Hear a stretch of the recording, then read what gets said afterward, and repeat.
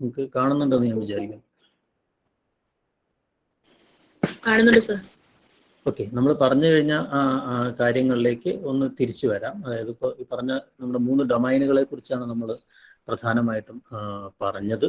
Bloom's ടാക്സോണമിയുടെ ഈ taxonomy എന്നൊക്കെ പറയുന്നത് തന്നെ നമുക്കറിയാം, ഈ 20th സെഞ്ചുറിയിൽ 20ാം നൂറ്റാണ്ടിൻ്റെ ഒരു പൊതുവായ രീതിശാസ്ത്രമാണ്. സയൻസിൻ്റെ ഒരു മെത്തഡോളജി നമ്മുടെ എല്ലാ മേഖലയിലേക്കും കടന്നു വന്നതിൻ്റെ ഒരു സംഗതിയാണ് ഈ ടാക്സിയം എന്നൊക്കെ പറഞ്ഞാൽ എല്ലാറ്റിനെയും വർഗീകരിച്ച് മനസ്സിലാക്കുക എന്നൊക്കെ പറയുന്നത്. അപ്പോൾ നമ്മൾ ബോധം അല്ലെങ്കിൽ മനസ്സ്, ഇപ്പോൾ ഐഡിയലിസ്റ്റുകളൊക്കെ പറഞ്ഞതുപോലെ മനസ്സ്, ക്യാരക്ടറൈസേഷൻ അല്ലെങ്കിൽ സംസ്കാരങ്ങൾ വളരെ വെയ്ഗായിട്ടുള്ളതോ അമൂർത്തമായിട്ടുള്ളതോ അല്ലെങ്കിൽ സമഗ്രം എന്നൊക്കെ പറയാവുന്ന അങ്ങനെയൊക്കെയുള്ള ചില അല്ലെങ്കിൽ അങ്ങനെ കാണുന്നതിന് പകരം ഇതിനെയൊക്കെ പരമാവധി ശാസ്ത്രീയമായിട്ടും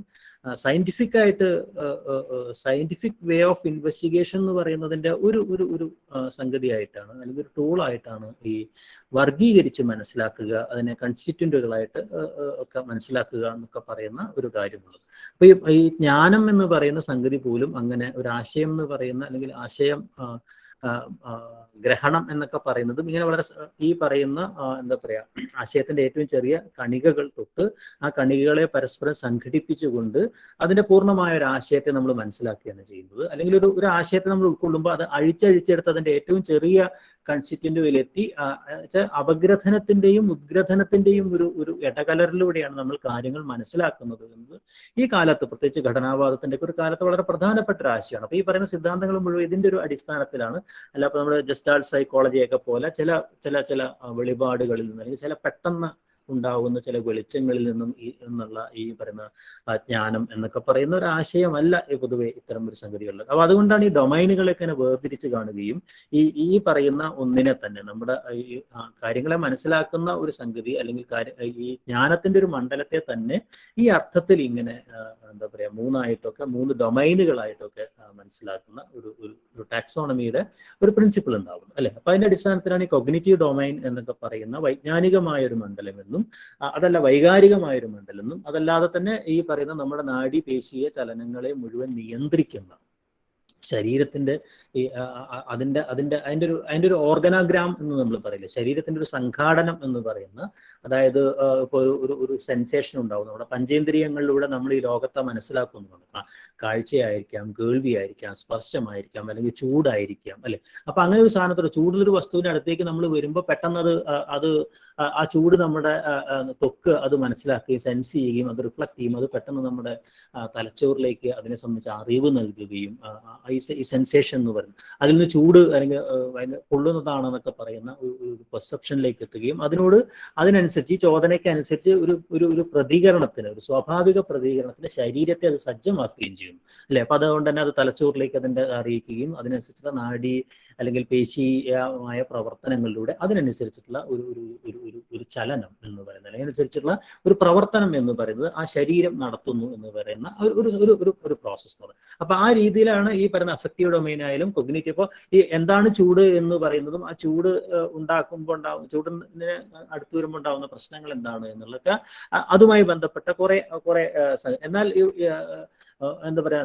അവൻ ഭയങ്കര ചൂടനാണ് എന്നൊരാൾ പറഞ്ഞാൽ, അവൻ ഭയങ്കര ചൂടനാണ് എന്ന് പറഞ്ഞാൽ ഉടനെ നമ്മൾ അവനെ മാറി നിൽക്കുന്നില്ല അല്ലെ. അപ്പൊ അവിടെ അത് ചോംസ്കി ഒക്കെ പറയുന്ന വളരെ പ്രധാനപ്പെട്ട ആശയം. അപ്പൊ അവൻ ഭയങ്കര ചൂടനാണെന്നൊക്കെ പറയുന്ന സമയത്ത് ഈ പറയുന്ന ചൂടല്ല നമ്മൾ മനസ്സിലാക്കുന്നത്. എനിക്ക് പൊള്ളുന്നു എന്നൊക്കെ പറയുമ്പോൾ നമ്മൾ ആ പൊള്ളലായിട്ടല്ല മനസ്സിലാകുന്നത്. അപ്പോൾ ഈ പറയുന്ന ഭാഷയുടെ അത്തരം ചില സവിശേഷമായ മെറ്റഫറിക്കലായിട്ടുള്ള പ്രയോഗങ്ങൾ മറ്റർത്ഥങ്ങളിലാണ് ഉപയോഗിക്കപ്പെടുന്നത് എന്നതിനെ സംബന്ധിച്ചൊരു ജ്ഞാനം നമുക്കുള്ളത് കൊണ്ടാണ്. ആ ഒരു ജ്ഞാനം ഉള്ളത് കൊണ്ട് നമ്മൾ ഈ പറയുന്നതുപോലെ ഈ പറയുന്ന പ്രതികരണമല്ല നമുക്ക് അവിടെ ഉണ്ടാവുന്നത്. അതിന് പകരം ആ ചൂട് ഒരു പക്ഷെ ആനന്ദം എന്നൊക്കെ പറയുന്ന അല്ലെങ്കിൽ വേറെ തലത്തിലേക്ക് നമ്മൾ ലിറ്ററേച്ചറിലൊക്കെ നമ്മൾ പറയുന്നത് അതൊരു വേറെ തരത്തിലേക്ക് നമുക്ക് അനുഭവമായിട്ട് മാറുകയും ചെയ്യും. ഓക്കെ, അപ്പൊ ഇതൊക്കെ പരസ്പരം ബന്ധിതമാണ് എന്നുള്ളതാണ് ഏറ്റവും പ്രധാനപ്പെട്ട ഒരു കാര്യം എന്ന് പറയുന്നത്. അതായത് കൊഗ്നിറ്റീവ് ഡൊമൈൻ എന്ന് പറയുന്നതും നമ്മുടെ വൈകാരിക മണ്ഡലം എന്ന് പറയുന്നതും ഈ ശാരീരിക ചലനപരമായ മണ്ഡലം എന്ന് പറയുന്ന ഡൊമൈൻ എന്ന് പറയുന്നതും പരസ്പര ബന്ധിതമായ ഒരു കാര്യമാണ് എന്നുള്ളതാണ്. അപ്പൊ നമ്മുടെ ഈ പറയുന്ന ജ്ഞാനാർജനമായാലും അല്ലെങ്കിൽ ഈ പഠനമായാലും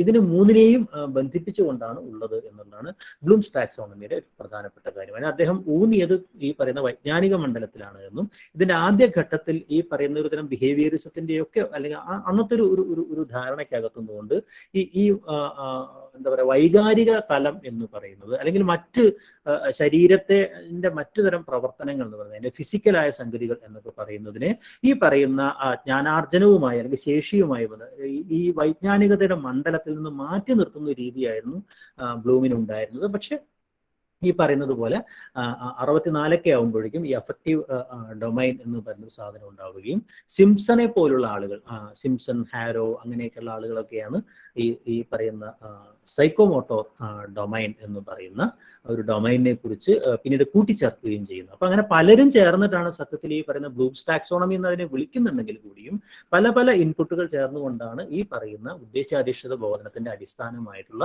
ഈ ഒരു എന്താ പറയാ നമ്മുടെ അത് പിന്നീടും അത് പിന്തുടരുന്നുണ്ട്. ഇപ്പോഴും നമ്മൾ ബ്ലൂംസ് ടാക്സോണമി തന്നെയാണ് ആ അർത്ഥത്തിൽ പിന്തുടരുന്നത് എന്ന് വേണമെങ്കിൽ പറയാം. ഓക്കെ, അപ്പൊ അതിന്റെ ആദ്യത്തെ 2 സംഗതികളാണ് നമ്മൾ കഴിഞ്ഞ ക്ലാസ്സിൽ വിശദീകരിച്ചത്, കോഗ്നിറ്റീവ് ഡൊമൈൻ ആയാലും അല്ലെങ്കിൽ അഫക്റ്റീവ് ഡൊമൈൻ ആയാലും.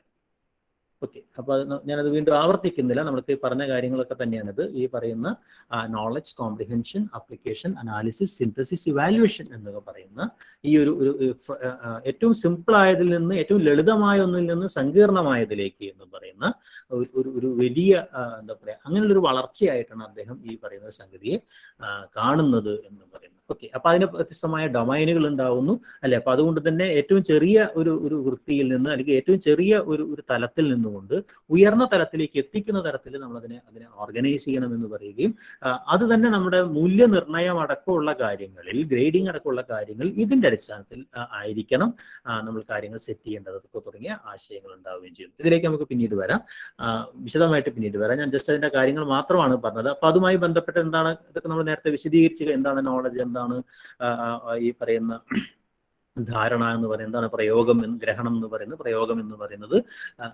അല്ലെങ്കിൽ അനാലിസിസ്, അപഗ്രഥനം എന്ന് പറയുന്നത്, ഉദ്ഗ്രഥനം എന്ന് പറയുന്നത്, മൂല്യനിർണ്ണയം എന്ന് പറയുന്നത്, അതൊക്കെ എന്തൊക്കെയാണ് നമ്മൾ വിശദീകരിക്കേണ്ടായി. അത് പിന്നീട് എങ്ങനെയാണ് അത് മാറിയത് എന്ന് പറയുന്ന അല്ലെ ഈ ബ്ലൂംസ് ടാക്സോണമി തന്നെ പിന്നീട് 2001 കൂടെ അതിന്റെ ഘടനയിലൊരു മാറ്റം ഉണ്ടാവുകയും അനാലിസിസ് എന്ന് പറയുന്ന ഒന്ന് അല്പം താഴേക്ക് പോന്നിട്ട് ക്രിയേറ്റ് എന്ന് പറയുന്ന സിന്തസിസ് എന്നതിനെ ക്രിയേറ്റ് ആക്കി മാറ്റിയിട്ട് അത് തമ്മിൽ പരസ്പരം മാറുന്നതിനെയാണ് നമ്മൾ ബ്ലൂംസ് റിവൈസ്ഡ് ടാക്സോണമി എന്ന് ഒക്കെ നമ്മൾ പറഞ്ഞത് എന്ന് പറഞ്ഞു. അപ്പൊ അതുമായി ബന്ധപ്പെട്ട ചില എന്താ പറയാ ചില ആക്ഷനുകൾ അല്ലെങ്കിൽ ചില വെർബുകൾ, നമുക്ക് ചില സ്പഷ്ടീകരണങ്ങളിലേക്ക് എത്താവുന്ന ചില വെർബുകളുടെ ലിസ്റ്റുകളെ കുറിച്ച് നമ്മൾ സൂചിപ്പിക്കേണ്ടായി. നമുക്ക് ഏറ്റവും അവസാനം ഒരിക്കൽ കൂടി ഇതിലേക്ക് തിരിച്ചു വരാവുന്നതാണ്. വൈകാരിക തലത്തെ നമ്മൾ ഈ പറയുന്നത് പോലെ ഇവർ രണ്ടുപേരും ചേർന്ന് ക്രാത്തോളും അതുപോലെ ബ്ലൂമും ചേർന്ന് 1964 ഈ പറയുന്ന അഫക്റ്റീവ് ഡൊമൈനെ കുറിച്ച് പറഞ്ഞത് എന്ന് നമ്മൾ പറഞ്ഞു അല്ലെ. അതിന്റെ തലങ്ങളെ കുറിച്ച് അഞ്ച് തലങ്ങളെ കുറിച്ച് നമ്മൾ അതിന്റെ അടിസ്ഥാനത്തിൽ ഇൻസ്ട്രക്ഷണൽ ഒബ്ജക്റ്റീവ്സിനെ കുറിച്ച്, അഫക്റ്റീവ് ഡൊമൈനുമായി ബന്ധപ്പെട്ട ഇൻസ്ട്രക്ഷണൽ ഒബ്ജക്റ്റീവ്സിനെ കുറിച്ച് നമ്മൾ പറയണ്ടേ. Receiving, responding, valuing, organization. ആ ഓർഗനൈസേഷൻ എന്ന് പറയുന്നത്, സംഘാടനം എന്ന് പറയുന്ന ഒരു വലിയ ഒരു തലമാവുകയും അതിൽ നിന്നാണ് ഈ വ്യക്തിത്വ രൂപീകരണം, ക്യാരക്ടറൈസേഷൻ എന്ന് പറയുന്ന ഒരു സംഗതിയിലേക്ക് എത്തുന്നത് എന്നുള്ള കാര്യം നമ്മൾ ഇത്രയാണ് നമ്മൾ കഴിഞ്ഞ ക്ലാസ്സിൽ പറഞ്ഞത് അല്ലേ. ഓക്കെ, അപ്പൊ അതുമായി ബന്ധപ്പെട്ട ചില അതിന്റെ പ്രോസസ്സിനെ നമ്മളിവിടെ വിശദീകരിക്കുകയുണ്ടായി, എങ്ങനെയൊക്കെയാണ് ചെയ്യുന്നത്. അതുമായി ബന്ധപ്പെട്ട ആക്ഷൻ വെർബുകൾ അല്ലെങ്കിൽ ക്രിയകൾ, നമുക്ക് ഒബ്സർവ് ചെയ്യാൻ കഴിയാവുന്ന, നമുക്ക് നിരീക്ഷിച്ച് മനസ്സിലാക്കാൻ കഴിയാവുന്ന എന്താ പറയാ പ്രവർത്തനങ്ങൾ എന്ന് പറയുന്നത്, സ്പഷ്ടീകരണങ്ങൾ എന്നുള്ള അർത്ഥത്തിൽ നമ്മൾ തുടക്കത്തിൽ വിശദീകരിക്കേണ്ടായി. അത് ഈ പറയുന്ന 5 തലങ്ങളിലും എന്തൊക്കെയാണ് എന്നുള്ളത് ഒരു സ്ഥാനത്ത് റിസീവ് ചെയ്യുന്നു, അതിനോട് റെസ്പോണ്ട് ചെയ്യുന്നു, അതിൻ്റെ ഒരു മൂല്യ നിർണ്ണയം നടത്തുന്നു. ഈ വ്യത്യസ്ത ശകലങ്ങളായി കിടക്കുന്ന മൂല്യങ്ങളെ പരസ്പരം സംഘടിപ്പിച്ചുകൊണ്ട് ഇൻകോർപ്പറേറ്റ് ചെയ്തുകൊണ്ട് ഈ മൂല്യബോധം എന്ന് പറയുന്നൊരു സംഗതി ഉണ്ടാവുന്നു, അതിനെ ഇന്റേണലൈസ് ചെയ്യുന്നു തുടങ്ങിയ കാര്യങ്ങളൊക്കെ നമ്മളവിടെ വിശദീകരിക്കേണ്ടായി. ഓക്കെ, അടുത്ത ഒരു ഡൊമൈൻ എന്ന് പറയുന്നത് ഇവിടുന്നാണ് നമുക്ക് തുടങ്ങാനുള്ളത്. സൈക്കോമോട്ടോർ ഡൊമൈൻ എന്ന് പറയുന്ന ഒരു കാര്യം എന്ന് പറയുന്നത് ഇത് വിദ്യാഭ്യാസത്തിൽ വളരെ പ്രധാനപ്പെട്ട ഒരു കാര്യമാണ് എന്നുള്ളതാണ്. വിദ്യാഭ്യാസം ഇതൊരു ഈ പറയുന്നത് ഞാൻ നേരത്തെ പറഞ്ഞതുപോലെ 66 സിംപ്സൺ ഈ ടാക്സോണമിയിലേക്ക് ഈ പറയുന്ന സിംപ്സൺസ് ടാക്സോണമി എന്ന് പറയുന്ന ഈ സൈക്കോമോട്ടോർ ഡൊമൈൻ ഇതിനകത്തേക്ക് വരുന്നത്. പക്ഷെ ഇത് വളരെ മുമ്പ് തന്നെ നമ്മുടെ ഈ പറയുന്നത് പോലെ വ്യവഹാരങ്ങളെ സംബന്ധിച്ച് നമ്മുടെ പഴയ നിർവചനം തന്നെ എങ്ങനെയുണ്ടല്ലേ, നമ്മൾ ഒരു കാര്യത്തെക്കുറിച്ചുള്ള ഒരു അവബോധം എന്ന് പറയുന്നത് അല്ലെങ്കിൽ ഒരു കാര്യവുമായി ബന്ധപ്പെട്ട വിനിമയം എന്ന് പറയുന്നത്, കമ്മ്യൂണിക്കേഷൻ എന്ന് പറയുന്ന ഒരു സംഗതി എസ്റ്റാബ്ലിഷ് ചെയ്യപ്പെടുന്നത് അതിനോടുള്ള ഒരു ശാരീരിക പ്രതികരണത്തോടു കൂടിയാണ് എന്നത് നമ്മുടെ ഇന്ത്യൻ ആയിട്ടുള്ള എന്താ പറയുക ഇന്ത്യൻ തിയറീസ് ഓഫ് മീനിങ്ങിലൊക്കെ വളരെ പ്രധാനപ്പെട്ട ഒരു ആശയം തന്നെ, ഒരു പുതിയ ആശയമൊന്നുമില്ല. അപ്പൊ അതായത് ഒരു ശബ്ദവും അതിനെ തുടർന്നുള്ള പ്രവർത്തനവുമാണ് അല്ലെ. അപ്പൊ ചന്ദനം കൊണ്ട എന്ന് പറഞ്ഞു, ചന്ദനം കൊണ്ടുവരുന്നു. ഇവിടെ വാ എന്ന് പറയുന്നു, ആളിവിടേക്ക് എത്തുന്നു അല്ലെ. ഈ രീതിയിലാണ് നമ്മൾ വ്യവഹാരത്തെയൊക്കെ നമ്മൾ, അതായത് ഒരു ഈ ഉച്ചാരണവും അല്ലെങ്കിൽ കമ്മ്യൂണിക്കേഷനും ആ കമ്മ്യൂണിക്കേഷന്റെ ഭാഗമായിട്ടുള്ള എന്തെങ്കിലും ഒരു ഫിസിക്കൽ റെസ്പോൺസും ചേർന്നതിനെയാണ് നമ്മൾ ഈ പറയുന്ന ഡിസ്കോഴ്സ് എന്നൊക്കെ പറയുന്ന സംഗതിയിലേക്ക് നമ്മൾ കൊണ്ടുവരുന്നത്. അപ്പൊ അത് സ്വാഭാവികമായിട്ടും ഈ പറയുന്ന എന്താ പറയുക ശാരീരിക ചലനപരമായ കാര്യങ്ങളെ കൂടെ ഈ ഒരു കമ്മ്യൂണിക്കേഷന്റെ സംഗതിയായിട്ട് കാണുന്നത് വളരെ പഴയ ഒരു സങ്കല്പം കൂടിയാണ് എന്നുള്ളത്. അതായത് ഈ വൈജ്ഞാനികമായ പ്രവർത്തനങ്ങൾ എന്ന് പറയുന്നത് മാനസികവും ശാരീരികവുമായ എന്താ പറയാ പ്രവർത്തനങ്ങളെ സ്വാധീനിക്കുകയും ഈ പറയുന്ന വൈജ്ഞാനികമായിട്ടുള്ള ഈ ധാരണകൾക്കനുസരിച്ച് ഈ മാനസികവും ശാരീരികവുമായ പ്രവർത്തനങ്ങൾ നമ്മൾ സജ്ജരാവുകയും അല്ലെങ്കിൽ എന്താ പ്രവർത്തനങ്ങൾ അതിനെ തുടർന്നുണ്ടാവുകയും ചെയ്യുന്നു എന്ന് പറയുന്ന ഒരു സംഗതി. അതിന്റെ അടിസ്ഥാനത്തിലാണ് ഈ പറയുന്ന മസ്കുലർ ആക്ഷൻ ആയാലും ന്യൂറോ മസ്കുലർ ആക്ഷൻ ആയാലും അല്ലെങ്കിൽ അതിന്റെ കോർഡിനേഷൻ എന്ന് പറയുന്ന സൈക്കോമോട്ടോർ ഡൊമൈനിന്റെ പ്രവർത്തനങ്ങളെ കൂടെ നമ്മൾ ഈ പറയുന്ന ഈ ചലനപരമായ ചേഷ്ടകളെയോ അല്ലെങ്കിൽ സെൻസറി മോട്ടോർ ആക്ടിവിറ്റീസിനെ ഇന്ദ്രിയ ചാലക പ്രവർത്തനങ്ങൾ കൂടെ ബുദ്ധിവികാസത്തിന്റെ ഭാഗമാണ് എന്ന് പറയുന്ന ഒരു സാധനം ഉണ്ടാവുന്നത്. ഓക്കെ, ഇതിന്റെ അടിസ്ഥാനത്തിലുള്ള ഡൊമൈനുകളെ കുറിച്ച് ഒന്ന് സൂചിപ്പിക്കാം. പ്രധാനമായിട്ടും 7 ആയിട്ടാണ് അതിനെ വർഗീകരിക്കുന്നത്.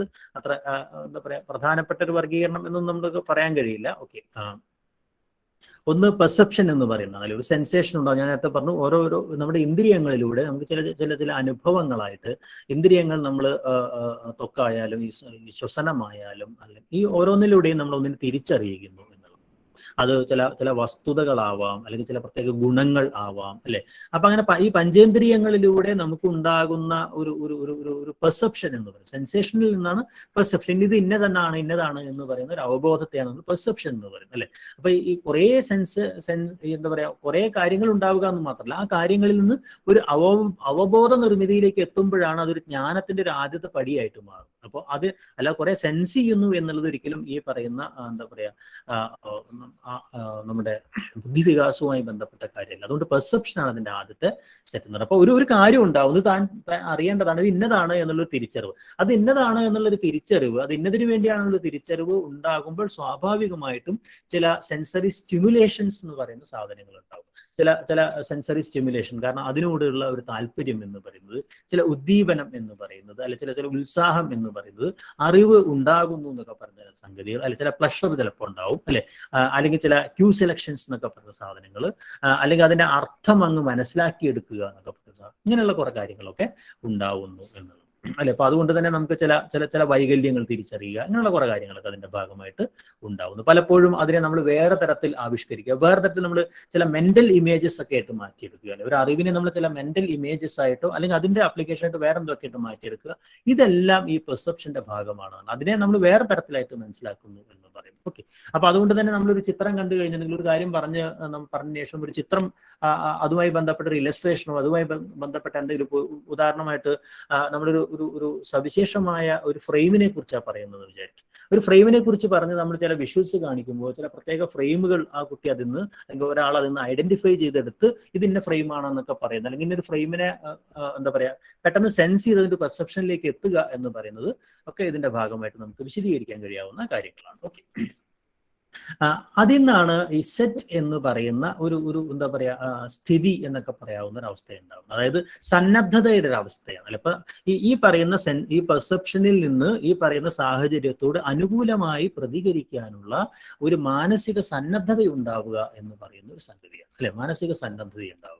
ഇപ്പോൾ ഉദാഹരണമായിട്ട് ഒരു 4 or 5 കഥകളോ മറ്റോ ഒക്കെ വായിച്ചു കഴിഞ്ഞാൽ ലിറ്ററേച്ചർ എന്താണ് നല്ല ലിറ്ററേച്ചർ എന്നും എന്താണ് മോശം ലിറ്ററേച്ചർ എന്നൊക്കെ തിരിച്ചറിയുക, അല്ലെങ്കിൽ ആ ലിറ്ററേച്ചർ ഉണ്ടാക്കുന്ന ഒരു അനുഭൂതി, സെൻസേഷൻ ആണല്ലോ.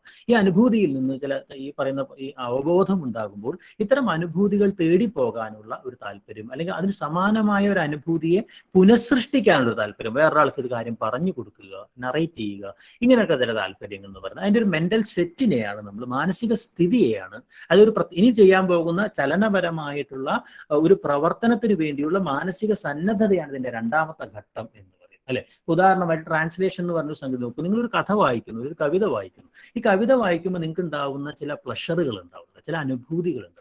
ഈ അനുഭൂതികളിൽ നിന്നാണ് ഇത് എന്താ പറയാ, ഇതിനോട് എനിക്ക് പ്രതികരിക്കണമെന്നും എനിക്കുണ്ടായ അനുഭൂതിയെ മറ്റൊരാൾക്ക് അത് ചെയ്യണം എന്നൊക്കെ ചില തോന്നലുകളിൽ നിന്നാണ് ശരി എന്നാൽ ഞാൻ ഇത് ഇങ്ങനെ ആവിഷ്കരിച്ച് കളയാം അല്ലെങ്കിൽ ട്രാൻസ്ലേറ്റ് ചെയ്ത് കളയാം എന്നൊക്കെ പറയുന്ന ചില മെന്റൽ സ്റ്റേറ്റും അതിനാവശ്യം അതിന്റെ തുടരെയായ ചില ഫിസിക്കൽ സ്റ്റേറ്റും ഉണ്ടാവും. എന്ന് വെച്ചാൽ നമ്മുടെ അവിടെയാണ് മനസ്സും ശരീരവും തമ്മിലൊരു ബന്ധം.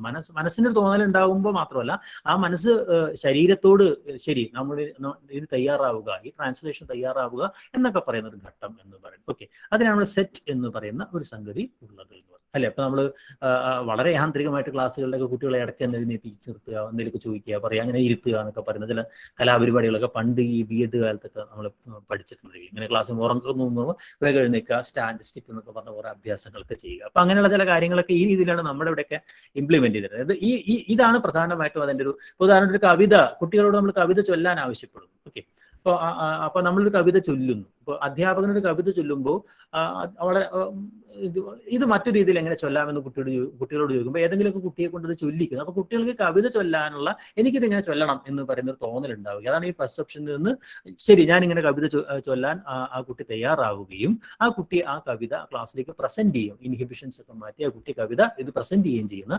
ഒരവസ്ഥയിലേക്ക് എത്തിക്കുക എന്ന് പറയുന്നത്. അപ്പൊ അത് ഈ ഒരു ഘട്ടത്തിലേക്ക് എത്തുമ്പോഴാണ് ഗൈഡഡ് റെസ്പോൺസ് എന്ന് പറയുന്ന ഒരു സാധനം. അതായത് അധ്യാപകൻ ഇങ്ങനെ ഒരു കാര്യം ചെയ്യുന്നു, ശരി ഇനി ഇതിന്റെ ബാക്കി ഒരു ശ്ലോകം അല്ലെങ്കിൽ ഞാനൊരു ശ്ലോകം ചൊല്ലുന്നു, ഇതിന് സമാനമായ ഒരു സാധനം, ഒരു കവിതാഭാഗം, ഇതേ മൂടുള്ള മറ്റൊരു കവിത നിങ്ങൾ ആരെങ്കിലും ചൊല്ലൂ എന്ന് പറയും. അപ്പോൾ ഇത് എന്താണ് ഇതിന്റെ മൂഡ് എന്നുള്ള ഒരു പെർസെപ്ഷനിലേക്ക് എത്തുന്നു അല്ലെ? അപ്പൊ ആ മൂഡ് തിരിച്ചറിയുന്നു. അപ്പൊ അതിനോട് പ്രതികരിക്കണം എന്നുള്ള തോന്നലുണ്ടാവുന്നു. സമാനമായ ചില കാവ്യഭാവങ്ങളെ അനുഭവങ്ങളെ കുട്ടി അന്വേഷിക്കുന്നു അല്ലെ? അത് ചൊല്ലിക്കളയാമെന്നുള്ള തോന്നലുണ്ടാവുന്നു അല്ലെ?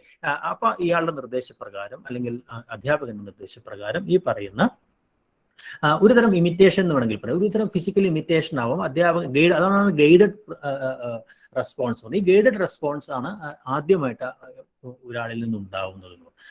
അതുകൊണ്ടാണ് നമ്മൾ ചില അഭ്യാസങ്ങൾ നൽകുന്നത്, ക്ലാസ്സിൽ ചില അഭ്യാസങ്ങൾ നൽകുന്നു അല്ലെ? ഹോംവർക്കുകൾ എന്ന് പറഞ്ഞാൽ അസൈൻമെന്റുകൾ എന്നൊക്കെ പറഞ്ഞത്. അപ്പൊ നമ്മളൊരു പ്രത്യേക അസൈൻ ചെയ്യുന്നു, അപ്പൊ അത് ഗൈഡഡ് പ്രിൻസിപ്പിളാണ്. അപ്പൊ നമ്മൾ കറക്റ്റ് ഇത് ഇന്നതാണെന്ന് പറയും അല്ലെ? അടുത്ത ഘട്ടത്തിൽ എന്താണ് ചെയ്യുന്നത്? ഇത്തരം കാര്യങ്ങൾ വരുമ്പോൾ ഈ സ്വാഭാവികമായിട്ടും ഈ പറഞ്ഞ യാന്ത്രികം വളരെ മെക്കാനിക്കൽ ആയിട്ട് തന്നെ ഇത്തരം ഒരു സംഗതി ഉണ്ടാവുമ്പോൾ അതിൽ നിന്ന് ഇങ്ങനെ ഉദാഹരണമായിട്ടൊരു ബുക്ക് റിവ്യൂ എഴുതാൻ നമ്മൾ ആവശ്യപ്പെടും അല്ലെ? നിങ്ങളൊരു പുസ്തകം വായിച്ചാൽ ബുക്ക് റിവ്യൂ എങ്ങനെയാണെന്ന് പറഞ്ഞ് കുട്ടികൾ അതിനുശേഷം നമ്മളൊരു ചെറിയൊരു ആസ്വാദന കുറിപ്പ് തയ്യാറാക്കുക എന്ന് പറഞ്ഞാൽ അതൊരു ഗൈഡഡ് റെസ്പോൺസ് ആണ് അല്ലെ? ആ ഗൈഡഡ് റെസ്പോൺസിൽ നിന്ന് പിന്നീട് ശരി ഇനി നിങ്ങൾ വായിക്കുന്ന എല്ലാ സംഗതികളിലും നിങ്ങൾ ഇങ്ങനെ ഓരോ ചെറിയ കുറിപ്പുകൾ തയ്യാറാക്കണം എന്ന് നമ്മൾ വേഗമായിട്ട് പറയുന്നു വിചാരിക്കും. അപ്പൊ അത് ഈ പറയുന്ന മെക്കാനിസം എന്ന് പറയുന്ന തലത്തിലേക്ക്, അപ്പൊ സ്വാഭാവികമായിട്ട് ഇങ്ങനെ ഒരു പുസ്തകം കാണുന്ന സമയത്ത് ഇത് താൻ കുറിപ്പ് എഴുതേണ്ടതാണെന്നുള്ളൊരു ബോധം ഉണ്ടാവുന്നു.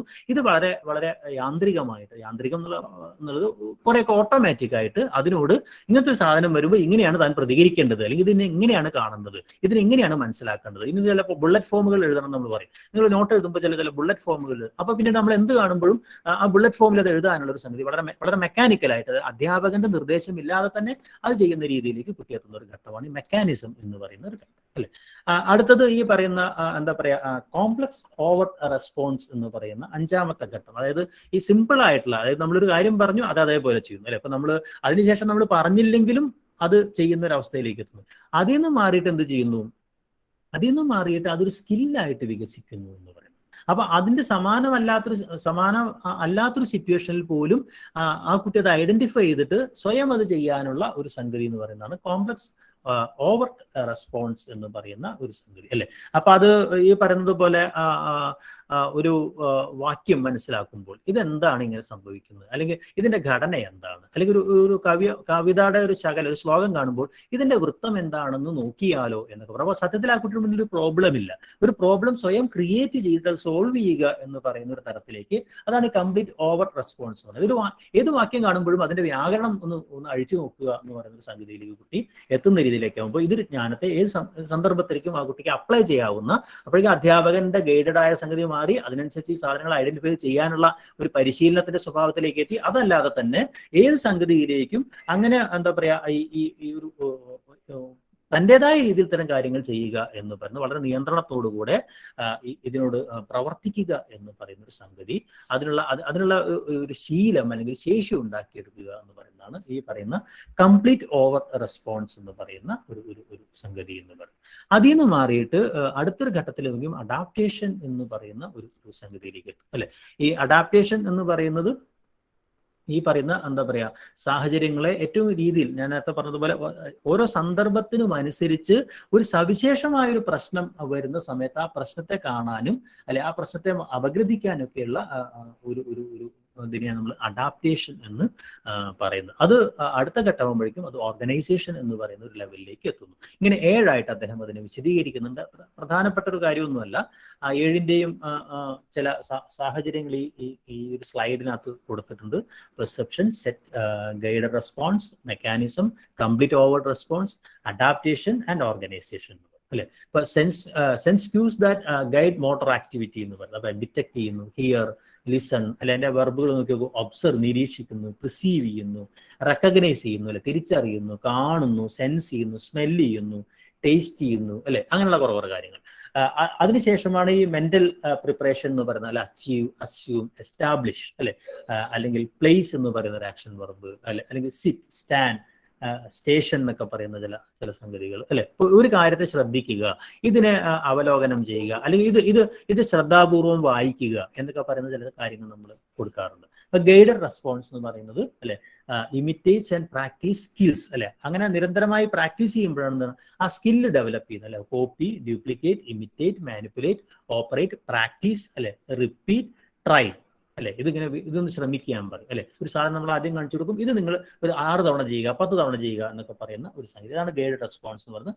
മെക്കാനിസം എന്ന് പറയുന്നത് ഈ പറയുന്ന സംഗതിയിൽ കുറെ കൂടെ മാസ്റ്ററി നേടാനുള്ള എന്താ പറയുക, അധ്യാപകന്റെ ഈ ഒരു കൊടുത്തൊരു വർക്ക് മാത്രമല്ല, അത് പലതിലേക്കും അപ്ലൈ ചെയ്തുകൊണ്ട് ആ സ്കില്ല് നേടുന്നതിന്റെ, അതിന്റെ എഫിഷ്യൻസി നേടുന്നതിന്റെ ഒരു സംഗതിയാണ്. അതിന് കുറച്ചുകൂടെ നമ്മൾ ഈ പ്രൊഫിഷ്യൻസിയും അതുപോലെ തന്നെ കോൺഫിഡൻസും ഉണ്ടാകുന്ന ഒരു സംഗതിയാണ് കംപ്ലീറ്റ് കണ്ടക്ട്, ഡെമോൺസ്ട്രേറ്റ് ചെയ്യുന്നു, എക്സിക്യൂട്ട് ചെയ്യുന്നു, ഇംപ്രൂവ് എഫിഷ്യൻസി അല്ലെ. അപ്പൊ നമ്മൾ ഈ സെമിനാറുകൾ പോലുള്ള കാര്യങ്ങളൊക്കെ ചെയ്യുമ്പോൾ വളരെ പ്രധാനമായിട്ട് ഈ ഒരു ലെവലിൽ ആണ് പ്രധാനമായിട്ട് അത് വരുന്നത് അല്ലെ. കാരണം അവിടെ ഒരു പ്രോബ്ലം ഐഡന്റിഫൈ ചെയ്ത് സ്വയം സോൾവ് ചെയ്യുന്നു എന്നുള്ള, അല്ലെങ്കിൽ ഒരു സ്ഥലത്തേക്ക് അത് അപ്ലൈ ചെയ്യുന്നു എന്നൊക്കെ പറയുന്ന തലത്തിലേക്ക് എത്തുന്നു അല്ലെ.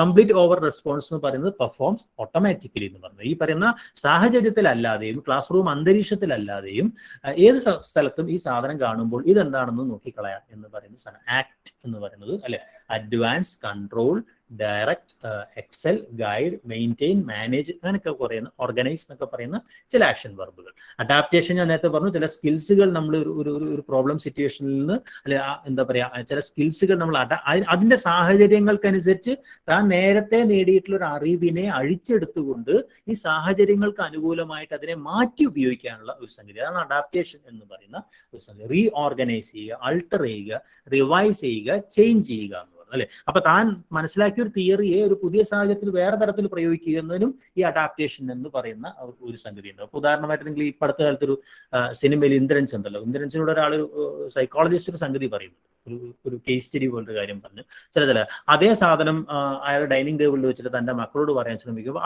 ആ ഒരു ഫസ്റ്റ് കണ്ടീഷൻ തന്നെ അവിടെ മീറ്റ് ചെയ്യുന്നില്ല. അപ്പൊ പിന്നെ അതിന് മുന്നോട്ട് പോകാൻ കഴിയുന്നില്ല. ഇതിനനുസരിച്ച് ഈ സാധനത്തെ മാറ്റിയെടുക്കാനൊരു സ്കിൽ ഉണ്ടാവുന്നില്ല. അപ്പൊ അയാൾ പറയാൻ പോകുന്ന ഒരു ഉദാഹരണം അവിടെ അങ്ങ് പൊളിഞ്ഞു പോകുന്നു.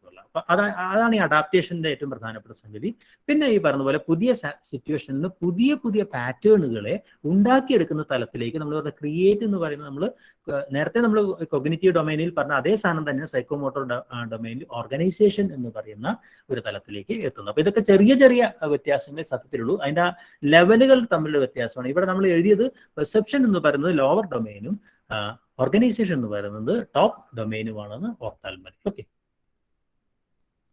ഇതാണ് ഞാൻ തുടക്കത്തിൽ പറഞ്ഞൊരു കാര്യം. അതായത് ഈ പറയുന്ന റിവൈസ്ഡ് ടാക്സോണമി ഇത് തൊട്ടിട്ടാണ് ആൻഡേഴ്സണും ക്രാത്തോളും ചേർന്നിട്ടാണ് 2001 ഈ പറയുന്ന, അല്ലെങ്കിൽ ഇത് രണ്ടും കൂടെ ചേർത്ത് ബ്ലൂം ആൻഡേഴ്സൺ ടാക്സോണമി എന്ന പേരിലാണ് ഇപ്പോൾ നമ്മൾ ഇത് പറയുന്നത്.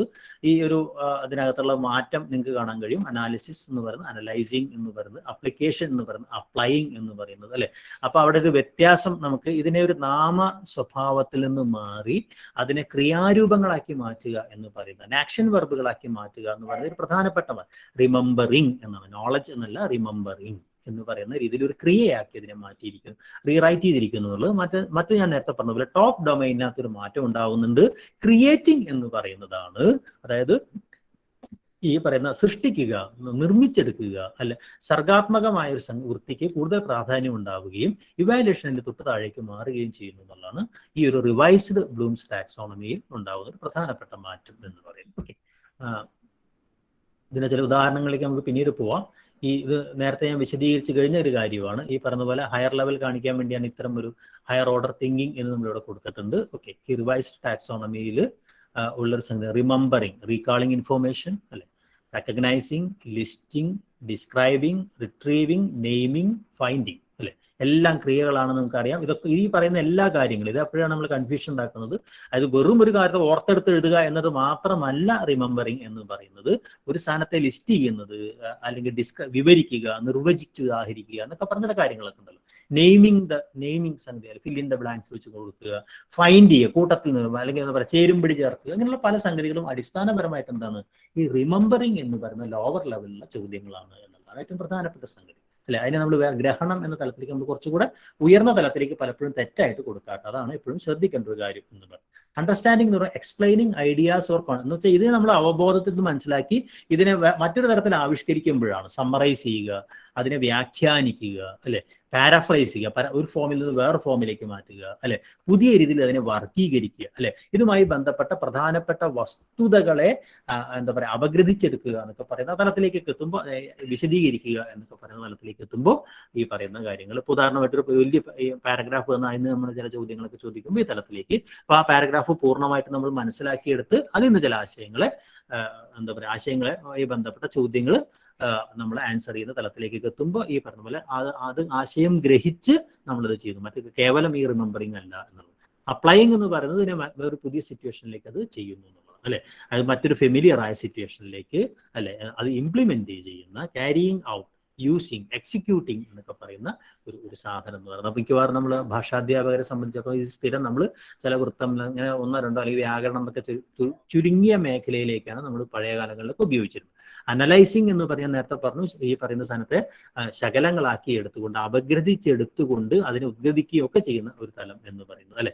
അപ്പൊ അതിന്റെ റിലേഷൻഷിപ്പ് കണ്ടെത്തുക, അല്ലെ താരതമ്യം ചെയ്യുക, റീഓർഗനൈസ് ചെയ്യുക, ഡീകൺസ്ട്രക്ട് ചെയ്യുക, ഇന്ററോഗേറ്റ് ചെയ്യുക, ഫൈൻഡ് ചെയ്യുക, ഇത്തരം എല്ലാ വർബുകൾ വരുന്ന സാധനങ്ങൾ ആ ലെവലിലായിരിക്കും. ഇവാലുവേറ്റിംഗ് നമ്മൾ നേരത്തെ പറഞ്ഞതുപോലെ ഉദാഹരണത്തിന് സാഹിത്യ ചരിത്രമായാൽ അല്ലെങ്കിൽ ഒരു കൃതിയുടെ ആസ്വാദനമായാൽ, അല്ലെ അപ്പൊ അതിനകത്ത് ഈ പറഞ്ഞ വർഗീകരണ യുക്തികൾ, അതിനകത്തുള്ള വിശദീകരണ യുക്തികൾ, അല്ലെ അതിനകത്തുള്ള നിരീക്ഷണ യുക്തികൾ, ഇതിനെയൊക്കെ നമ്മൾ എന്താ പറയാ അപഗ്രഥിച്ചെടുത്തുകൊണ്ട് അതെന്താണ് എന്നും അതിന്റെ പ്രശ്നങ്ങൾ എന്താണെന്നൊക്കെ കണ്ടെത്തുമ്പോൾ അതിന്റെ ഇവാലുവേഷൻ എന്ന് പറയുന്ന ഒരു വലിയ തലത്തിലേക്ക് അവിടെ എത്തുന്നു, അല്ലെ അവിടെ വിമർശാത്മക ചിന്ത എന്ന് പറയുന്ന ഒരു സംഗതിയിലേക്ക് അവിടെ എത്തുന്നു എന്നുള്ള ക്രിട്ടിക്കൽ തിങ്കിങ്ങിന്റെ ഒരു തലത്തിലേക്ക് അവിടെ എത്തുന്നു. അതാണ് ഇവാലുവേറ്റിംഗ് എന്ന് പറയുന്നത് കുറച്ച് higher ലെവലാവും.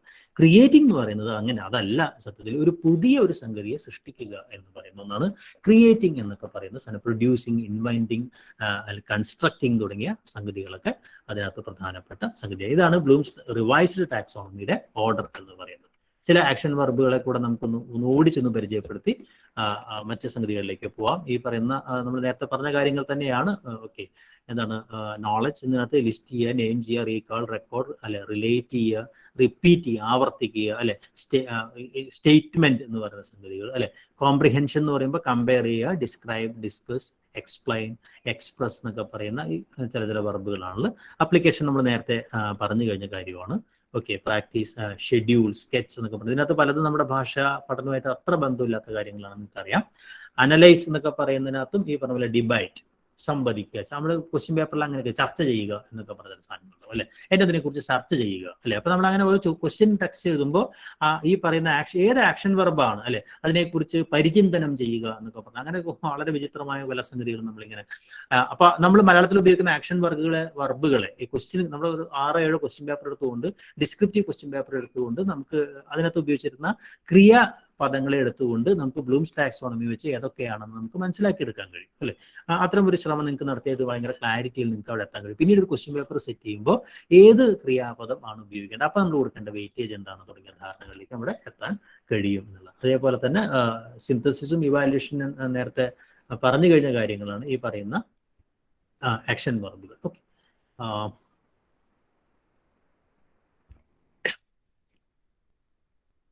Lower order thinking skills ഇവിടെ കൊടുത്തിട്ടുണ്ട്. ഹയർ ഓർഡർ ഹോട്ട്സ് എന്ന് പറഞ്ഞാൽ ലോട്ട്സിൽ നിന്ന് ഹോട്ട്സിലേക്കുള്ളൊരു മാറ്റമാണ് അല്ലെ. ഇത് ഉള്ളൊരു വ്യത്യാസം വെച്ചാൽ ഇത് ബ്ലൂംസ് ഡിജിറ്റൽ ടാക്സോണമി എന്ന് പറയുന്ന 2010 ബ്ലൂംസ് ഡിജിറ്റൽ ടാക്സോണമി എന്ന് പറയുന്ന ഇതിൻ്റെ ഈ പറയുന്ന ഈ ഓൺലൈൻ ലേണിങ്ങുകളോ ഇ ലേണിങ്ങുകളോ ബ്ലെൻഡഡ് ലേണിംഗ് ഒക്കെ വരുന്ന ഒരു ഹൈബ്രിഡ് ലേണിംഗ് എന്നൊക്കെ പറയുന്ന അല്ലെങ്കിൽ വെബ് അസിസ്റ്റഡ് ലേണിംഗ് എന്നൊക്കെ പറയുന്ന പുതിയ കാലത്ത് വിദ്യാഭ്യാസ രീതിക്ക് അനുസരിച്ച് ഈ പറയുന്ന കാര്യങ്ങളെ തന്നെ IT-യുടെ ഒരു നമ്മൾ അതിനകത്ത് പറയുന്ന ഒരു സംഗതി എന്ന് പറഞ്ഞാൽ TPAC എന്ന് പറയും. TPAC എന്ന് പുതിയ കാലത്ത് ആ ഒരു ആശയം കൂടെ ഒന്ന് സൂചിപ്പിച്ച് നമുക്കതിലേക്ക് പോവാം. അതായത് നേരത്തെ നമുക്ക് ഒരു അധ്യാപകന് ഉണ്ടാവേണ്ട ഗുണങ്ങളായിട്ട് നമ്മൾ പറഞ്ഞിരുന്ന കാര്യങ്ങൾ എന്ന് പറയുന്നത് ഒന്ന് പെഡഗോജി എന്ന് പറയുന്ന ഒരു സംഗതി അല്ലെ. പെഡഗോജിക് നോളജ് എന്ന് പറഞ്ഞാൽ ബോധന രീതിശാസ്ത്രപരമായ അറിവ് എന്ന്. അത് എങ്ങനെയാണ് പഠിപ്പിക്കുക, എങ്ങനെയാണ് ഈ കാര്യങ്ങൾ കമ്മ്യൂണിക്കേറ്റ് ചെയ്യുക, തൻ്റെ കണ്ടന്റ് എങ്ങനെയാണ്, ഈ ജ്ഞാനം എങ്ങനെയാണ് ട്രാൻസാക്ട് ചെയ്യുക എന്നൊക്കെ പറയുന്ന ഒരു സംഗതി. ടീച്ചിങ് ലേണിംഗ് പ്രോസസ്സ് എന്താണെന്ന് ഉള്ളതിനെ സംബന്ധിച്ച അറിവ് എങ്ങനെയാണ് നമ്മൾ പെഡഗോജി അല്ലെങ്കിൽ ബോധന രീതിശാസ്ത്രം, ബോധന തന്ത്രം എന്നൊക്കെ നമ്മൾ പറയുന്ന ഒരു സംഗതി അല്ലെ. അപ്പൊ ആ പെഡഗോജിക് നോളജ് ഉണ്ടാവുക എന്ന് പറഞ്ഞ ഒരു കാര്യമായിട്ട് പറയും. ഏറ്റവും പ്രധാനമായിട്ട് നമ്മൾ പറഞ്ഞ കണ്ടന്റ് നോളജ് ഉണ്ടാവണം എന്ന് അല്ലെ. താൻ പഠിപ്പിക്കുന്ന ഒരു വിഷയത്തിനകത്ത് ഒരു അറിവുണ്ടായിരിക്കുകയും നല്ല കണ്ടമാനം മാസ്റ്ററി നേടണം, കണ്ടമാനം അറിഞ്ഞു അത് പഠിക്കണം. ആ കണ്ടന്റ് നോളജാണ് അധ്യാപകന്റെ ഏറ്റവും വലിയ ഉറപ്പ്. ഒരു ക്ലാസ് മുറിക്കകത്ത് ഒരു അധ്യാപകന്റെ ഉറപ്പ് ആ വിഷയത്തിലുള്ള എന്താ പറയാ പരിധികളില്ലാത്ത അറിവ് എന്ന് പറയുന്നത്. അപ്പൊ ആ അറിവാണ് പ്രധാനം. അപ്പൊ അധ്യാപകർ ഒരു സർവകലാശാലയാണെന്നൊക്കെ പറയുന്ന രീതിയിൽ എല്ലാ കാര്യങ്ങളെ കുറിച്ചുള്ള വലിയ അറിവുള്ള ആളാണ്. ഈ അറിവ് അപ്പൊ അറിവുള്ള ഒരു അധ്യാപകന് അവിടെ നിൽക്കാൻ കഴിയുന്നുള്ളൂ. അപ്പൊ അതുകൊണ്ട് കണ്ടന്റ് നോളജിന് വലിയ പ്രാധാന്യം ആദ്യകാലത്ത് കൊടുത്തിരുന്നു. അതോടൊപ്പം തന്നെ പെഡഗോജിക് നോളജ് എന്ന് പറയുന്നത്.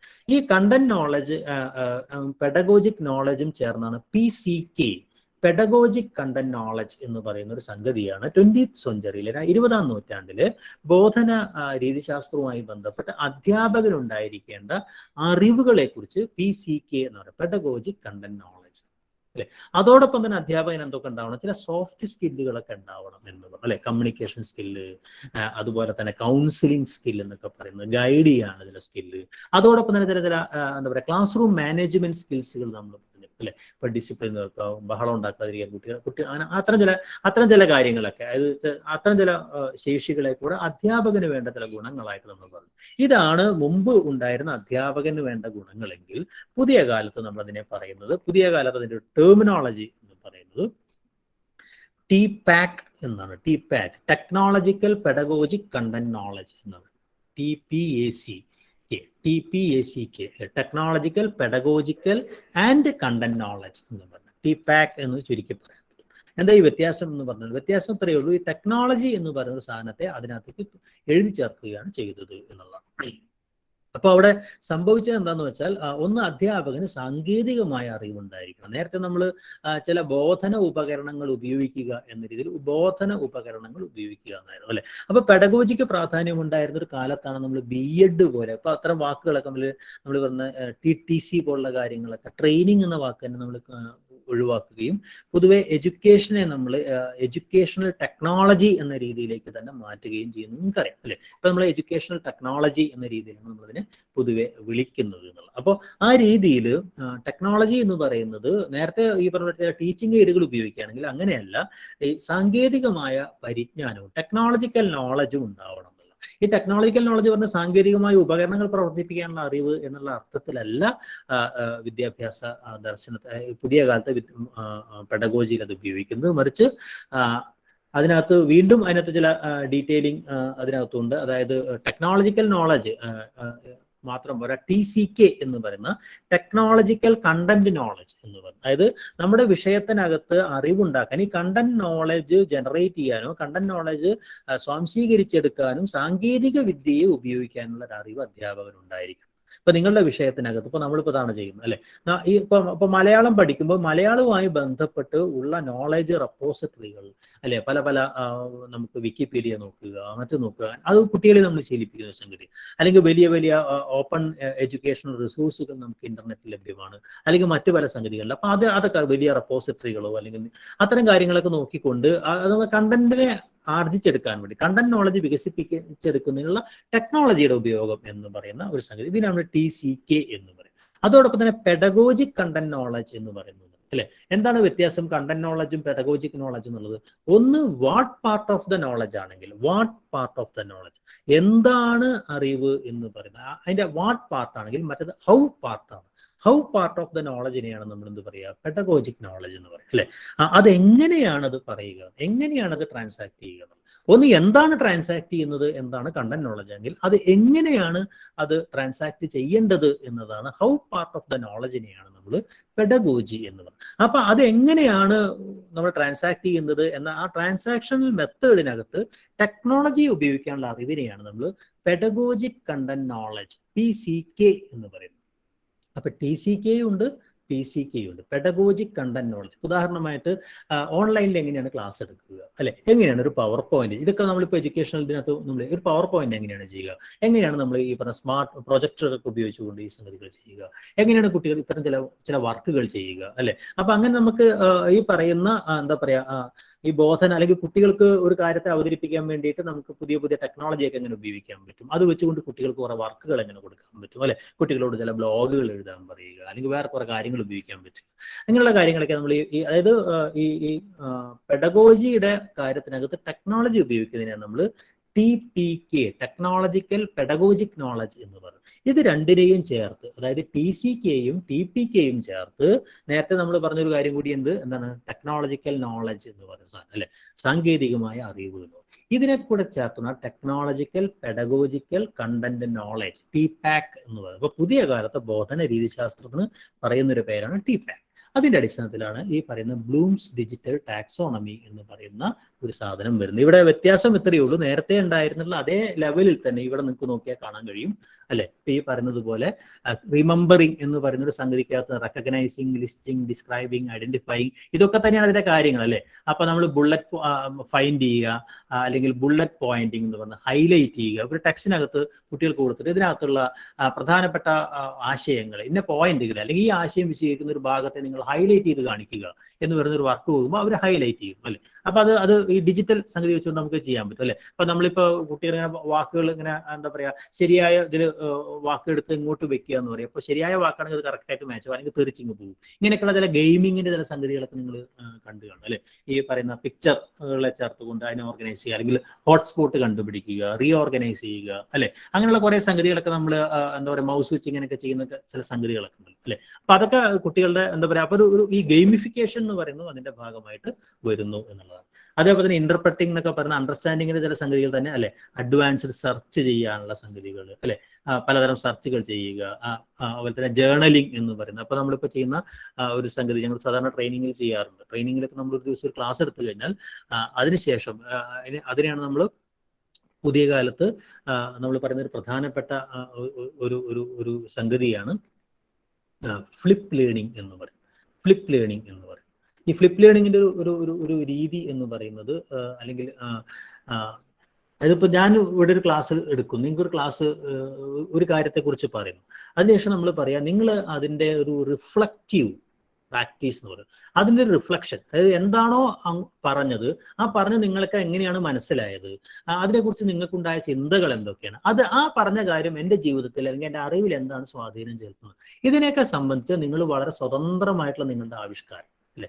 ഇതിനാണ് റിഫ്ലക്റ്റീവ് ജേർണൽ എന്ന് പറയുന്നത്. അപ്പൊ റിഫ്ലക്റ്റീവ് പ്രാക്ടീസസ് എന്ന് പറഞ്ഞു കഴിഞ്ഞിട്ടുണ്ടെങ്കിൽ അത് നമ്മൾ ഒരു നിലാവ് പോലെ, ഒരു നിലാവ് എന്ന് പറഞ്ഞാൽ ഒരു വെളിച്ചത്തിന്റെ ഓർമ്മയാണെന്നൊക്കെ പറയില്ല. അപ്പൊ അതുപോലെ പ്രകാശമുണ്ട്, സൂര്യപ്രകാശമാണ് നിലാവായി മാറുമ്പോൾ ഈ അധ്യാപകൻ പറയുന്ന ഒരു കാര്യത്തെ അതേപോലെ അല്ല റിഫ്ലക്ട് ചെയ്യുന്നത്, അത് നിലാവായിട്ട്. അപ്പോൾ അതിൽ കുട്ടിയുടെ ചിന്തകൾ ഉണ്ടാവും, കുറെ ഷെയ്ഡുകൾ ഉണ്ടായിരിക്കും, കുറെ മറന്നു പോയിരിക്കില്ല. നമ്മൾ സ്വപ്നം കണ്ടു കഴിഞ്ഞാൽ ഉടനെ നമ്മൾ എഴുതി വെക്കുമ്പോൾ നമുക്ക് ഡീറ്റെയിലിംഗ് അറിയാം, കുറേ കഴിഞ്ഞാൽ നമുക്ക് അതൊക്കെ മറന്നു അല്ലെ?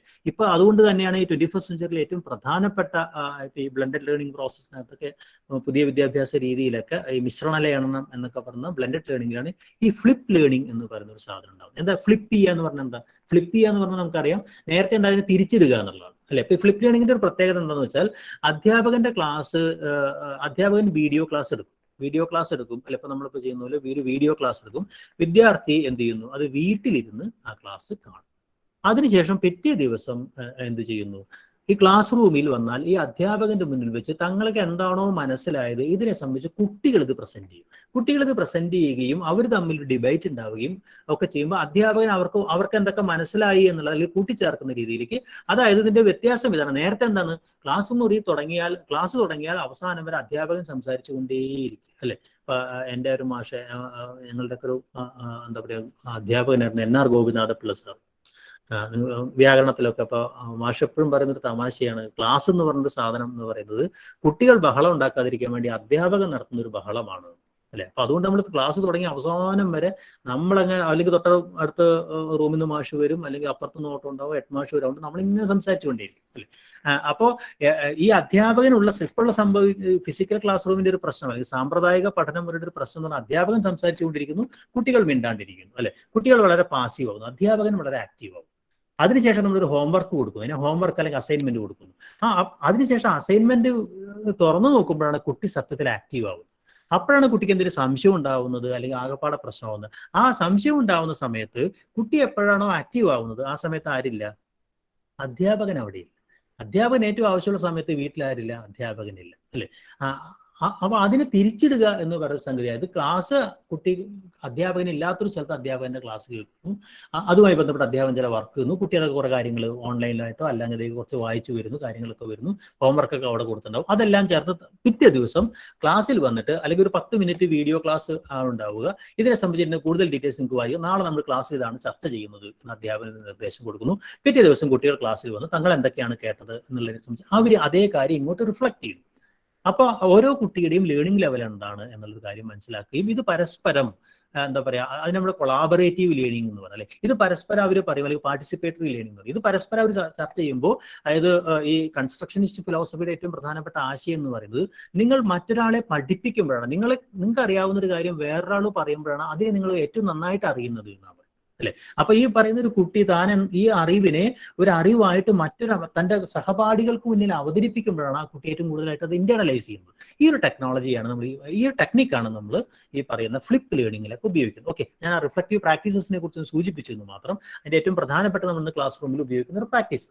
അപ്പൊ ഇങ്ങനെയുള്ള ഒരുപാട് കാര്യങ്ങളൊക്കെ ഇപ്പൊ നമ്മളിപ്പോ ചെയ്യുന്ന സാധാരണ ഒരു ക്ലാസ് കഴിഞ്ഞാൽ തന്നെ അതിന്റെ റിഫ്ലക്ഷൻസ് ചെയ്താൽ മതി. ഫീഡ്ബാക്ക് അല്ല റിഫ്ലക്ഷൻസ് എന്ന് പറയുന്നത്. അപ്പൊ എല്ലാ ആൾക്കാരും അബദ്ധത്തിൽ എന്ത് ചെയ്തു, ആ ക്ലാസ് നന്നായിരുന്നു, അധ്യാപകൻ അങ്ങനെ പറഞ്ഞു, ഇത്തരം കാര്യങ്ങളേ അല്ല. മറിച്ച് എന്താണ്, താൻ കേട്ടെടുത്ത ആശയങ്ങളെ അതേപോലെയല്ല അതിനെ തൻ്റെതായ ചിന്തകൾ കൂടി ചേർത്ത് വെച്ചുകൊണ്ട് തന്റെ റിഫ്ലക്ഷൻസ് അവതരിപ്പിക്കുക, അതിനെക്കുറിച്ചുള്ള പരിചിന്തനങ്ങൾ കൂടെ ഉൾപ്പെടുത്തുക എന്ന് പറയുന്നത്. അതാണ് പുതിയ കാലത്ത് ലേണിംഗിന്റെ ഒരു പ്രധാനപ്പെട്ട സംഗതി എന്ന് പറയുന്നത്. അപ്പൊ ആ ലെവലിൽ എങ്ങനെയാണ് ഡിജിറ്റൽ ടാക്സോണമിയിൽ നിങ്ങൾക്ക് പറഞ്ഞതുപോലെ ഏറ്റവും മുകളിലേക്ക് ബ്ലോഗിങ്, വീഡിയോ ബ്ലോഗിങ്, റീമിക്സ് ചെയ്യുക, പബ്ലിഷ് ചെയ്യുക അല്ലെ, ഇങ്ങനെ ഫിലിം ചെയ്യുക, ഒരു സാധനത്തെ വേറെ രീതിയിൽ ആവിഷ്കരിക്കുക അല്ലെ, ഇങ്ങനെയൊക്കെയുള്ള ഇൻസ്റ്റലേഷൻസ് ചെയ്യുക, ഇങ്ങനെയുള്ള പല പല സംഗതികളും ക്രിയേറ്റിംഗ് എന്ന് പറയുന്ന തലത്തിലേക്ക് എത്തിക്കുന്നു. ഓക്കെ, ഇതാണ് പുതിയ കാലത്തെ ബ്ലൂംസ് ഡിജിറ്റൽ ടാക്സോണമി എന്ന് വെച്ചാൽ ഈ ടെക്നോളജിയുടെ സഹായത്തോടു കൂടി പുതിയ രീതിയിലുള്ള ആവിഷ്കരണങ്ങളിലൂടെ അല്ലെങ്കിൽ കുറെ കൂടെ നമുക്ക് ഒബ്സർവ് ചെയ്യാവുന്ന കുറെ സംഗതികൾ ചെയ്യുന്നു എന്നത്. ഓക്കെ, ഇവിടെ നിങ്ങൾക്ക് അതിന്റെ കുറെ ഉദാഹരണങ്ങൾ, ടെക്സ്റ്റിംഗ്, ഇൻസ്റ്റന്റ് മെസ്സേജിങ്, ഇവിടെ ഇപ്പോൾ ഉള്ള ഇത്തരം ചില സംഗതികളൊക്കെ നമ്മൾ ചർച്ചകൾ നടത്തുക, ഡിബേറ്റ് ചെയ്യുക അല്ലെ, അല്ലെങ്കിൽ സോഷ്യൽ മീഡിയ അത്തരം സംഗതി കമന്റ് ചെയ്യുക അല്ലെ. ഇപ്പൊ നമ്മൾ സാധനം പറഞ്ഞാൽ താഴെ കമന്റ് ചെയ്യാൻ ആവശ്യപ്പെടുന്നു, ചില ഡിസ്കഷൻ ഫോറം ഉണ്ടാവുന്നു അല്ലെ, അത്തരം കാര്യങ്ങളൊക്കെ അവിടെ ചെയ്യുന്നതിന്റെ ഭാഗമായിട്ട്. ഓക്കെ, അതുമായി ബന്ധപ്പെട്ട ചില ആപ്ലിക്കേഷൻ സോഫ്റ്റ്വെയറുകളും മറ്റുമൊക്കെ ജസ്റ്റ് ഒന്ന് പരിചയപ്പെടുത്തുന്നത് മാത്രം. അതിന്റെ എന്താ പറയാ ഡീറ്റെയിലിങ്ങിലേക്ക് പോകുന്നില്ല, കാരണം നിങ്ങൾക്ക് അതിൻ്റെ ആവശ്യമില്ല. അപ്പൊ അതിനകത്ത് ഉപയോഗിക്കുന്ന ബുക്ക് മാർക്കിംഗ്, കോപ്പിയിങ്, ഹൈലൈറ്റ് ചെയ്യുക, സെർച്ച് ചെയ്യുക, ഇതൊക്കെ റിമെമ്പറിംഗ് എന്നൊക്കെ പറയുന്ന ചില സംഗതിയാണ്. പക്ഷെ ഇവിടെ എത്തുമ്പോഴേക്കും ബ്ലോഗിങ്, ഫിലിമിങ്, പോഡ്കാസ്റ്റിംഗ് അല്ലെ, ഡയറക്ടിങ്, ക്രിയേറ്റിംഗ് എന്ന് പറയുന്ന തലത്തിലേക്ക് അതെത്തുന്നു അല്ലെ. അപ്പൊ ഓരോന്നിനും ഉപയോഗിക്കുന്ന ആപ്ലിക്കേഷൻ സോഫ്റ്റ്വെയറുകളുടെ അടിസ്ഥാനത്തിൽ നമുക്ക് ഇത്തരം സാധനങ്ങളൊക്കെ എങ്ങനെ ഉപയോഗിക്കാൻ പറ്റും തുടങ്ങിയ കാര്യങ്ങളാണ് ഈ ഡിജിറ്റൽ ടാക്സോണമി എന്ന് പറയുന്ന കഴിഞ്ഞൊരു 10 വർഷമായിട്ട് നമ്മുടെ എഡ്യൂക്കേഷണൽ ടെക്നോളജിയിൽ അല്ലെങ്കിൽ പെഡഗോജിയിൽ ഏറ്റവും കൂടുതൽ ചർച്ച ചെയ്യുന്ന ആക്ടിവിറ്റീസ് വിത്ത് ഡിജിറ്റൽ ടൂൾസ് എന്ന് പറയുന്ന ഒരു കാര്യം. ഓക്കെ, എൻ്റെ സംഗതിയിലേക്ക് യെസ്, നമ്മളിനി ചില ചോദ്യങ്ങളിലേക്ക് പോകാം. ഞാനിപ്പോൾ പറഞ്ഞു കഴിഞ്ഞ കാര്യം ഇത്രയേ ഉള്ളൂ. അതായത് ബ്ലൂംസ് ഡിജിറ്റൽ ടാക്സോണമി 20-ാം നൂറ്റാണ്ടിൽ നിന്ന് 21-ാം നൂറ്റാണ്ടിലെത്തുമ്പോൾ ഒരുപാട് മാറ്റങ്ങൾ അത് വരികയും അത് കുറെ കൂടെ നേരത്തെ പറഞ്ഞതുപോലെ ലെവലുകളിൽ ഉണ്ടായ മാറ്റങ്ങൾ മാത്രമല്ല, മറിച്ച് കുറെ കൂടെ ഈ അറിവ് എന്ന് പറയുന്നത് വളരെ സോഷ്യൽ ആണെന്ന്, സാമൂഹികമായ സമൂഹജ്ഞാന നിർമ്മിതി എന്ന് പറയുന്നത് അത് സൊസൈറ്റിക്ക് വേണ്ടിയാണെന്ന് മാത്രമല്ല, അത് കൺസ്ട്രക്ട് ചെയ്യപ്പെടുന്നത് സോഷ്യൽ ആയിട്ടാണ് എന്ന് പറയുന്ന ഒരു സാധനം അല്ലെ, കൊളാബറേറ്റീവ് ലേണിംഗ് എന്ന് പറയുന്ന സാധനം ടീച്ചർ സെൻട്രിക്കിൽ നിന്ന് ഈ പറഞ്ഞ പോലെ ഒബിയിലേക്ക് എത്തുമ്പോഴേക്കും അത് സ്റ്റുഡൻറ് സെൻട്രിക് ആയിട്ട് മാറുന്നു. അത് ആക്ടിവിറ്റി ഇൻസ്ട്രക്ഷനിസിൽ നിന്ന് കൺസ്ട്രക്ഷനിസത്തിലേക്ക് മാറുന്നു. ആക്ടിവിറ്റി ഓറിയന്റഡ് ആക്ഷൻ വർബുകൾക്ക് മാറ്റമുണ്ട് കൂടുതലായിട്ട് വരുന്നു. ടെക്നോളജി എന്ന് പറയുന്നത് അതിന്റെ മേഖലയിലേക്ക് കടന്നു വരുന്നു. ഇത്രയാണ് എന്താ പറയാ ഈ ബ്ലൂംസ് ടാക്സോണമിയുടെ ഒരു ചരിത്രം എന്ന് നമുക്ക് വേണമെങ്കിൽ പറയാം. അതാണ്ട് 50-60 വർഷക്കാലമായിട്ട് ഈ ബ്ലൂംസ് ടാക്സോണമിയിൽ ഉണ്ടായ ഈ മാറ്റം എന്ന് പറയാം. ഓക്കെ, ഇത്രയും കാര്യങ്ങളാണ് നമ്മൾ പൊതുവായിട്ട് പറഞ്ഞത്. ഇതുമായിട്ട് ബന്ധപ്പെട്ട എന്തെങ്കിലും നിങ്ങൾക്ക് സംശയം ഉണ്ടെങ്കിൽ അത് നമുക്ക് ഡിസ്കസ് ചെയ്യാം, അല്ലെങ്കിൽ നമുക്ക് 1-2 ചോദ്യങ്ങൾ ഡിസ്കസ് ചെയ്തിട്ട് നമുക്ക് ഈ ഒരു ഏരിയ അവസാനിപ്പിക്കാം എന്ന് ഞാൻ വിചാരിക്കുന്നു. എന്തെങ്കിലും നിങ്ങൾക്ക് ചോദ്യങ്ങൾ ഉണ്ടെങ്കിൽ ചോദിക്കാം, അല്ലെങ്കിൽ ഞാൻ ചില ചോദ്യങ്ങൾ അങ്ങോട്ട് ചോദിക്കാം. ഓക്കെ, ഞാൻ ചോദിക്കുന്നതിനേക്കാൾ നല്ലതാണല്ലോ നിങ്ങൾ ചോദിക്കുന്നതിനേക്കാൾ നല്ലതെന്നൊക്കെ പറഞ്ഞാൽ നിങ്ങൾക്ക് തീരുമാനമെടുക്കാം.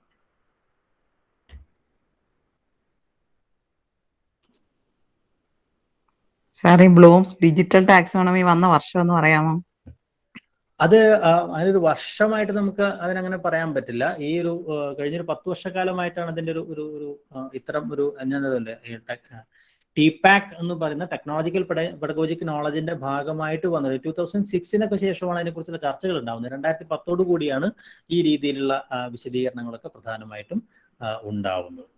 അത് ഇതിൻ്റെ ഒരു ചരിത്രം എന്നൊക്കെ പറഞ്ഞാൽ അത് വളരെ വിശദമായിട്ട് പറയേണ്ടതാണ്. ഇപ്പോൾ ഉദാഹരണമായിട്ട് 2001 തന്നെ ഇത്തരം നമ്മൾ ലേണിംഗ് മാനേജ്മെന്റ് സിസ്റ്റം പോലുള്ള കാര്യങ്ങളൊക്കെ ഇംപ്ലിമെന്റ് ചെയ്ത് വരുന്നുണ്ട്. ഓക്കെ, ഈ പറയുന്ന കാര്യങ്ങളൊക്കെ 99 അതിൻ്റെ ഒരു ആദ്യത്തെ മാതൃക ഉണ്ടാവുന്നുണ്ട്.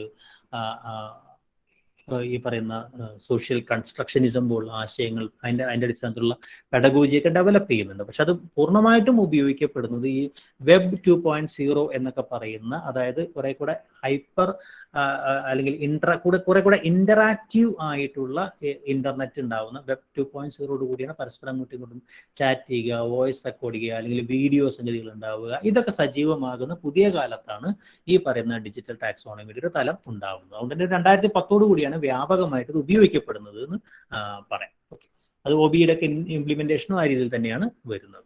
ക്ലിയർ ആയോ? അത് അല്ല, നമുക്കൊരു കൃത്യ വർഷമായിട്ട് നമുക്കതിനെ പറയാൻ പറ്റില്ല. സാർ, ഈ സൈക്കോ മോട്ടോർ ഡൊമൈന് പല വർഗീകരണങ്ങളുണ്ടോ? ദാവയുടെ വർഗീകരണം ഉണ്ട്. പലരും ഈ പറഞ്ഞ സാധനത്തിൽ തന്നെ ഉദാഹരണമായിട്ട് NCERT മുന്നോട്ട് വെക്കുന്നതിനകത്ത് ചില വ്യത്യാസങ്ങളുണ്ട്. പലരും പല രീതിയിൽ പിന്നീട് അങ്ങനെയുള്ള മാറ്റങ്ങളൊക്കെ ഉണ്ട്. ഇപ്പൊ ഞാനിപ്പോ അതിൻ്റെ അകത്ത് വളരെ ബേസിക് ആയ ചില സംഗതികൾ പറഞ്ഞു എന്നേ ഉള്ളൂ. ഇത് തന്നെ ഈ പറയുന്ന ടാക്സോണമി തന്നെ പലരും പല രീതിയിലായിട്ട് പിൽക്കാലത്ത് പറഞ്ഞിട്ടുണ്ട്. ഇപ്പൊ ഈ പറയുന്ന മാത്രമല്ല ഇതിനോടുള്ള വിമർശനങ്ങളും ഉണ്ടായിട്ടുണ്ട്. ഈ പറയുന്ന എന്താ പറയാ കോണ്ടെക്സ്റ്റൽ ആയിട്ട് നമുക്കതിനെ അല്ലെങ്കിൽ പാഠ്യപദ്ധതിയുടെ എല്ലാ മേഖലയിലും ഈ പറയുന്ന സംഗതികൾ ചെയ്യാൻ കഴിയില്ല എന്ന് പറയുന്ന സാധനം പല സംഗതികളും ഈ ഇടകലർന്നിട്ടാണ് വരുന്നത് എന്നുള്ളത്.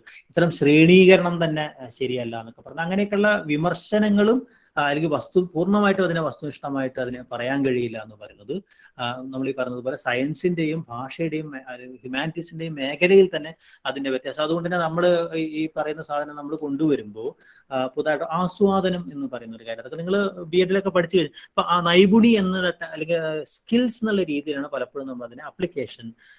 നമ്മൾ ഈ ആസ്വാദനം എന്ന് പറയുന്ന ഒരു സംഗതി ഭാഷാബോധനവുമായി ബന്ധപ്പെട്ട് നമ്മളൊരു പ്രത്യേക എന്താ പറയുക ഡൊമൈനായിട്ട് അല്ലെങ്കിൽ ഒരു പ്രത്യേക സംഗതിയായിട്ട് നമ്മൾ ഭാഷാ അധ്യാപനത്തിന്, അത് ഭാഷാബോധനത്തിനകത്ത് നമ്മൾ ഉപയോഗിക്കാറ്. ഓക്കെ, അപ്പൊ ആ രീതിയിലുള്ള വ്യത്യാസങ്ങളും അതിലെ സ്കീമിങ്ങിലും വ്യത്യാസമുണ്ട്. NCERT തന്നെ ഇതിനെ എന്താ പറയാ വ്യത്യാസപ്പെടുത്തിയാണ് അവതരിപ്പിച്ചത്. ഞാൻ ബ്ലൂമിന്റെ ഒരു സംഗതി സാമാന്യമായിട്ട് പറഞ്ഞു എന്ന് മാത്രമേ ഉള്ളൂ. ക്ലിയർ? Okay sir. ഓക്കെ, അതിന്റെ കുറെ സ്പഷ്ടീകരണങ്ങൾ ഇതുമായി ബന്ധപ്പെടുത്തിയുള്ളത് നിങ്ങൾക്ക് വേണമെങ്കിൽ അത് എന്താ പറയാ ഇപ്പൊ സിംസൺ ആണ് അവതരിപ്പിച്ച ആ രീതിയിൽ പറയുന്നുണ്ടോ സൈക്കോമോട്ടറിനെ? എന്തായിരുന്നു സൈക്കോമോട്ടർ പിന്നീട് ദാവെ എന്ന് പറയുന്ന RS ദാവെ എന്ന് പറയുന്ന ആളാണ് NCERTക്ക് വേണ്ടിയിട്ട് ഐ മീൻ ഈ പറഞ്ഞൊരു സാധനം മറ്റേ എന്താ പറയാ 5 ഇപ്പൊ നമ്മൾ നേരത്തെ പറഞ്ഞ സാധനത്തെ വേറെ തരത്തിലല്ലാതെ ഈ അനുകരണം, നിയന്ത്രണം, സൂക്ഷ്മത, സ്വാഭാവികവൽക്കരണം എന്നൊക്കെ പറഞ്ഞ രീതിയിൽ വേറെ രീതിയിൽ അത് ഈ RS ദാവെയാണ് ഇപ്പൊ ചോദിച്ചതല്ലേ ഈ പറഞ്ഞ സൈക്കോമോട്ടർ സംഗതിയെ ഞാൻ നേരത്തെ 7 പറഞ്ഞ സാധനത്തെ 5 അതിനകത്ത് അവതരിപ്പിക്കുന്നത്. അങ്ങനെയുള്ള ചെറിയ ചെറിയ വ്യത്യാസങ്ങളൊക്കെ ഉണ്ട്. ക്ലിയർ? Okay okay okay. ഞാനതിനെ സാമാന്യമായിട്ടൊന്ന് പരിചയപ്പെടുത്തിയതേ ഉള്ളൂ. മറ്റെന്തെങ്കിലും സംശയമുണ്ടോ? RH ദാവെ എന്നാണ് അയാളുടെ പേര് കേട്ടോ. അല്ലെങ്കിൽ ഇന്ത്യൻ ആണെന്നുള്ള രീതിയിൽ, അല്ലെങ്കിൽ നമ്മുടെ NCERT സംഗതി എന്നുള്ള രീതിയിൽ നിങ്ങളതൊന്ന് ഓർത്ത് വെക്കുന്നത് നന്നായിരിക്കും.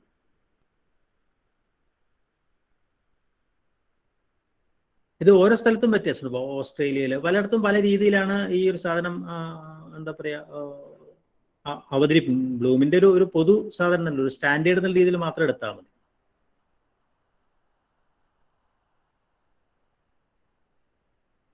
മറ്റെന്തെങ്കിലും സംശയമുണ്ടോ? ഇപ്പോൾ നമുക്ക് ഈ ഭാഷാദിനകത്ത് തന്നെ അപ്പോൾ ഈ പറഞ്ഞ പോലെ പ്രയോഗം എന്നൊക്കെ ആണല്ലോ നമ്മളെ, പ്രയോഗത്തിന് ശേഷം നമ്മൾ ഇതിനകത്ത് ക്രിയേറ്റിംഗ് എന്ന് പറഞ്ഞ സാധനം. അപ്പോൾ അതിനൊരു മാറ്റം ഉണ്ടാക്കിയിട്ട് അവർ അതിനകത്ത് ആസ്വാദനം എന്ന് പറയുന്നതും പിന്നെ ചില താല്പര്യങ്ങൾ അല്ലെങ്കിൽ അഭിഭാവങ്ങൾ എന്നൊക്കെ പറയുന്ന ചില സംഗതികളെ ഹയർ ഡൊമൈനിലേക്ക് കൊണ്ടുവന്നിട്ടുണ്ട്. ക്ലിയർ? ആസ്വാദന ശേഷം ചില താല്പര്യങ്ങൾ, ചില അഭിഭാവങ്ങൾ ഉണ്ടാവുന്നു എന്നൊക്കെ പറയുന്നത്. ഇപ്പോൾ ഉദാഹരണമായിട്ട് നമ്മളൊരു കവിത പഠിപ്പിച്ചു കഴിഞ്ഞാൽ, നമ്മുടെ ലിറ്ററേച്ചർ പഠിപ്പിച്ചു കഴിഞ്ഞാൽ, അല്ലെങ്കിൽ ടോൾസ്റ്റോയെ കുറിച്ച് പറഞ്ഞാൽ ടോൾസ്റ്റോയെ ആരാന്ന് അന്വേഷിച്ച് പോവുകയും റഷ്യൻ സാഹിത്യം എന്താണെന്ന് അറിയുകയും റഷ്യൻ സാഹിത്യമൊക്കെ നിരന്തരമായിട്ട് വായിക്കുകയും അല്ലെ, അല്ലെങ്കിൽ ഒരു പ്രത്യേക ആശയം ഉണ്ടാവും, ഒരു പുതിയ കഥ, മാതൃഭൂമിയിൽ ഒരു പുതിയ കഥ വരുമ്പോൾ ആ കഥ വായിക്കുകയും ആ കഥയെക്കുറിച്ച് ചർച്ച ചെയ്യുകയും ആ കഥയുടെ ഒരു അനുഭവത്തെക്കുറിച്ച് പറയാനുള്ള ഒരു സംഗതി ഉണ്ടാവുകയും, ഇങ്ങനെയുള്ള കുറെ ഇതൊക്കെയും നമ്മൾ എന്താ പറയുക താല്പര്യങ്ങൾ എന്ന് പറയുന്നൊരു തലത്തിലേക്ക് ആണ് അവരത് പറയുന്നത്. അല്ലെങ്കിൽ അത്തരം സാംസ്കാരിക പ്രവർത്തനങ്ങൾ കവിത എഴുത്തിന്റെ മേഖലയിലേക്ക് കൊണ്ടുപോവുക, അല്ലെങ്കിൽ അത്തരം വളരെ ശൈലീവൽകൃതമായ പ്രസംഗങ്ങളൊക്കെ നടത്താനുള്ള എന്താ പറയുക ഇതുണ്ടാവുക. അപ്പൊ അതിനകത്തൊക്കെ ഇത്തരം ലിറ്റററി കോട്സുകളൊക്കെ ഉപയോഗിക്കുക, അങ്ങനെയൊക്കെയുള്ള അതൊക്കെ ഈ പറയുന്ന ഒരു എന്താ പറയുക ഹയർ ഓർഡർ ആയിട്ടുള്ള ഒരു സംഗതിയായിട്ട് പറയും. അതുപോലെ ആസ്വാദനം എന്ന് പറഞ്ഞാൽ തൊട്ട് താഴെ ആസ്വാദനമാണെങ്കിൽ ഈ പറഞ്ഞതുപോലെ കൃതി ആസ്വദിക്കാനുള്ള ഒരു ശേഷി ഉണ്ടാവുക. അപ്പൊ അതുകൊണ്ട് തന്നെ നമ്മുടെ ഈ പ്രത്യേകിച്ച് ലിറ്ററേച്ചറിന്റെ മേഖലയിൽ ഈ പറയുന്ന എന്താ പറയുക ഡൊമൈനുകളിൽ തന്നെ വ്യത്യാസമുണ്ട്. ഐ മീൻ ഈ പറഞ്ഞ ഹൈറാർക്കിയിൽ തന്നെ വ്യത്യാസമുണ്ട് എന്നുള്ളൊരു കാര്യം കൂടെ ഓർക്കും. ഓക്കെ, നമുക്കിതിന്റെ മറ്റു ചോദ്യങ്ങളില്ലെങ്കിൽ നമുക്കിതിന്റെ മറ്റേതെങ്കിലും ചോദ്യങ്ങളുണ്ടോ?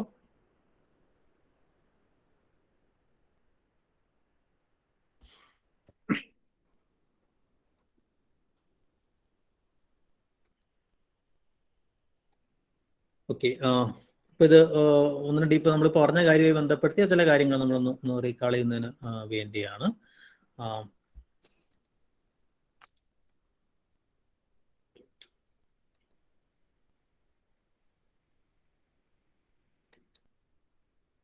നിങ്ങൾക്ക് ഒരു കാര്യം ഞാൻ എന്ന് വിചാരിക്കുന്നു.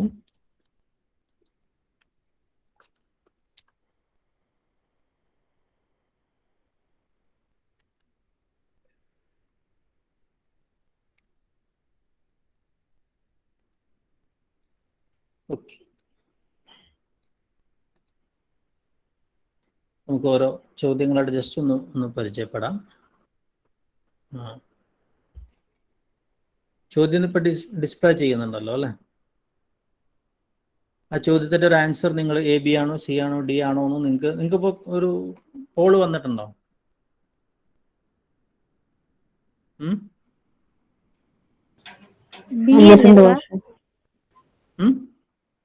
ABCD എന്ന് പറയുന്ന ഓപ്ഷനായിട്ട് ഞാൻ ഇവിടുത്തെ ടൈപ്പ് ചെയ്യാൻ ഒരു സമയമില്ലാത്തതുകൊണ്ടാണ്.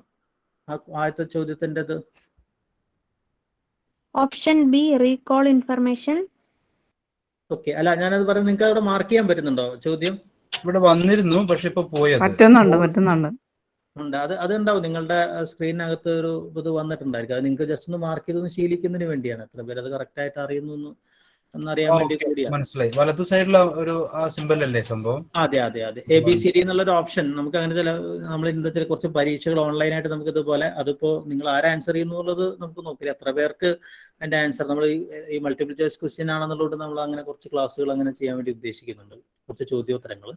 അപ്പൊ എന്താന്ന് വെച്ചാൽ എത്ര പേര് ഈ ലെവലിൽ അത് മനസ്സിലാക്കുന്നു എന്നൊക്കെ അറിയാൻ വേണ്ടിയാണ്. ആളുടെ പേര് നമ്മൾ അതിനകത്ത് വരുന്നില്ല. എത്ര പേര് കറക്റ്റ് ആൻസറിൽ അല്ലെങ്കിൽ എന്തുകൊണ്ടാണ് അതിനകത്ത് തെറ്റ് ആൻസർ വരുന്നതൊക്കെ ഡിസ്കസ് ചെയ്യുന്ന കുറച്ച് ക്ലാസ്സുകൾ നമ്മൾ ഇതിനെ തുടർച്ചയായിട്ട് വെക്കുന്നുണ്ട്. അപ്പൊ അതൊന്ന് പരിചയപ്പെടാൻ വേണ്ടിയാണ് ഇത് ജസ്റ്റ് ഇട്ടത്.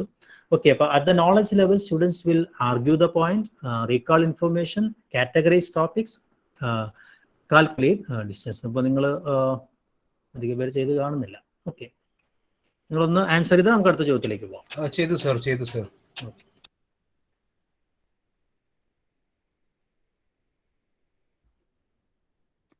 നിങ്ങൾ കൂടുതൽ പേരും ചെയ്ത ആൻസർ ബി ആണ്. നോളജ് ലെവലിനകത്ത് നമുക്കറിയാവുന്ന പോലെ ഓർത്തെടുക്കുക എന്ന് പറയുന്ന ഒരു സംഗതിയാണ്, റീകാൾ ഇൻഫർമേഷൻ എന്ന് പറയുന്ന ഒരു സംഗതി മാത്രമാണ് അവിടെ നടക്കുന്നത്. ഒരു കാറ്റഗറൈസ് ചെയ്യുക, കാറ്റഗറൈസ് ടോപ്പിക്സ് എന്നാണ് പറയുന്നത്. അപ്പൊ അതൊരു പക്ഷേ നിങ്ങൾക്ക് പറ്റാത്തത് നിങ്ങളുടെ ഉപയോഗിക്കുന്ന ആപ്പിന്റെ എന്തെങ്കിലും വ്യത്യാസമായിരിക്കും, മൊബൈൽ ആപ്പിന്റെയോ അല്ലെങ്കിൽ പഴയ വേർഷൻ ആയതുകൊണ്ടാണെന്ന് അറിയാം. ഞാൻ അത് ചെക്ക് ചെയ്യാൻ വേണ്ടി കൂടിയായിരുന്നു. നിങ്ങൾക്ക് ക്വസ്റ്റ്യൻ വിസിബിൾ ആണോ? ക്വസ്റ്റ്യൻ വിസിബിൾ ആണ് സർ, പക്ഷേ മാർക്ക് ചെയ്യാനുള്ള ഓപ്ഷൻസ് കാണിക്കുന്നില്ല. അതൊരു പക്ഷെ അതിന്റെ വിസിബിലിറ്റി ഇഷ്യൂ എന്തെങ്കിലും ആയിരിക്കാനാണ് സാധ്യത. ഓക്കെ, ഫോണിൽ ചെയ്യുന്നത് കൊണ്ടായിരിക്കുമോ? ഏതില്?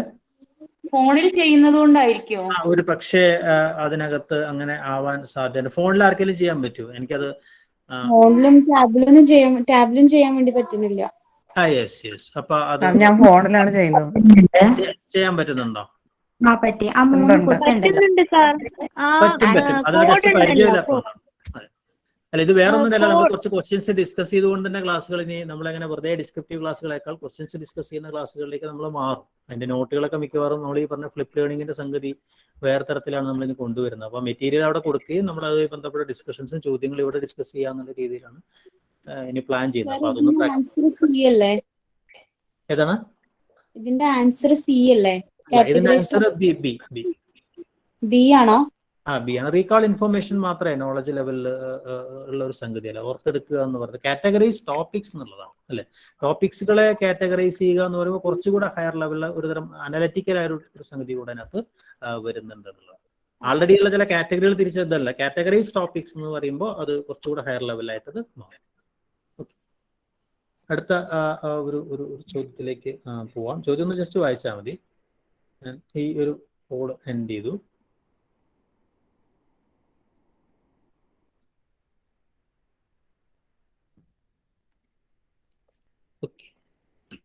ചോദ്യം കാണുന്നുണ്ടല്ലോ. ചോദ്യം ആൻസർ ചെയ്യാൻ പറ്റുന്നുണ്ടാവും എന്ന് ഞാൻ വിചാരിക്കുന്നു. ആൻസർ ചെയ്യാനുള്ളത് ഞാൻ ഇപ്പം ഇടാം.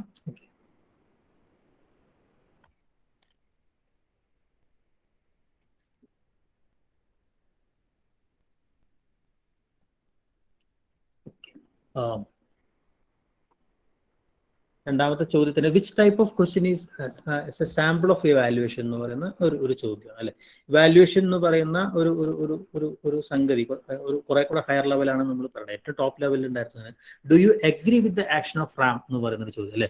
അപ്പൊ നമ്മളൊരു കാര്യം ചോദിച്ചുകൊണ്ട് ഇപ്പൊ ചിന്താവിഷ്ടയായ സീതയ്ക്കകത്ത് നമ്മളൊരു ചോദ്യം വരുന്നത്, ഇപ്പൊ രാമന്റെ ഈ സംഗതി ഇതുണ്ടോ മറ്റേ, അപ്പൊ അവിടെ ഒരു വിലയിരുത്തൽ നടത്തുക എന്നൊക്കെ പറഞ്ഞ തരുന്നുണ്ട് അല്ലെ. അല്ലെങ്കിൽ എന്തുകൊണ്ട് ഇത് മറ്റതിനേക്കാൾ ഇതാവുന്നു എന്ന് പറയാം, എന്തുകൊണ്ടാണ് ഇത് കൂടുതൽ ഇതാവുന്നത്, അല്ലെങ്കിൽ നമ്മൾ അങ്ങനെ ഉചിതമായത് എന്തുകൊണ്ടാണ്, അല്ലെങ്കിൽ അതിനെ സാധൂകരിക്കുക എന്നൊക്കെ പറയുന്ന സംഗതികൾ. Why was it better than എന്നൊക്കെ പറയുന്ന ആ ലെവലിലൊരു ചോദ്യം.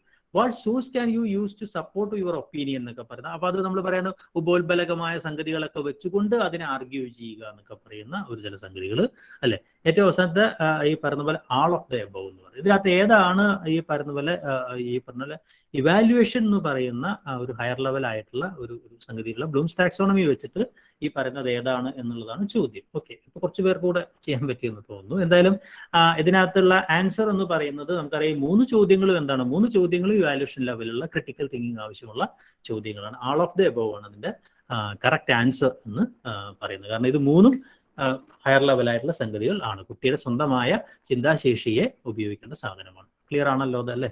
ഓക്കെ, നമുക്ക് അടുത്ത ചോദ്യത്തിലേക്ക് പോകാം. സമയം ഒരു സംഗതി കൂടിയുണ്ട്. ഇത് കുറച്ചുകൂടെ ഒരു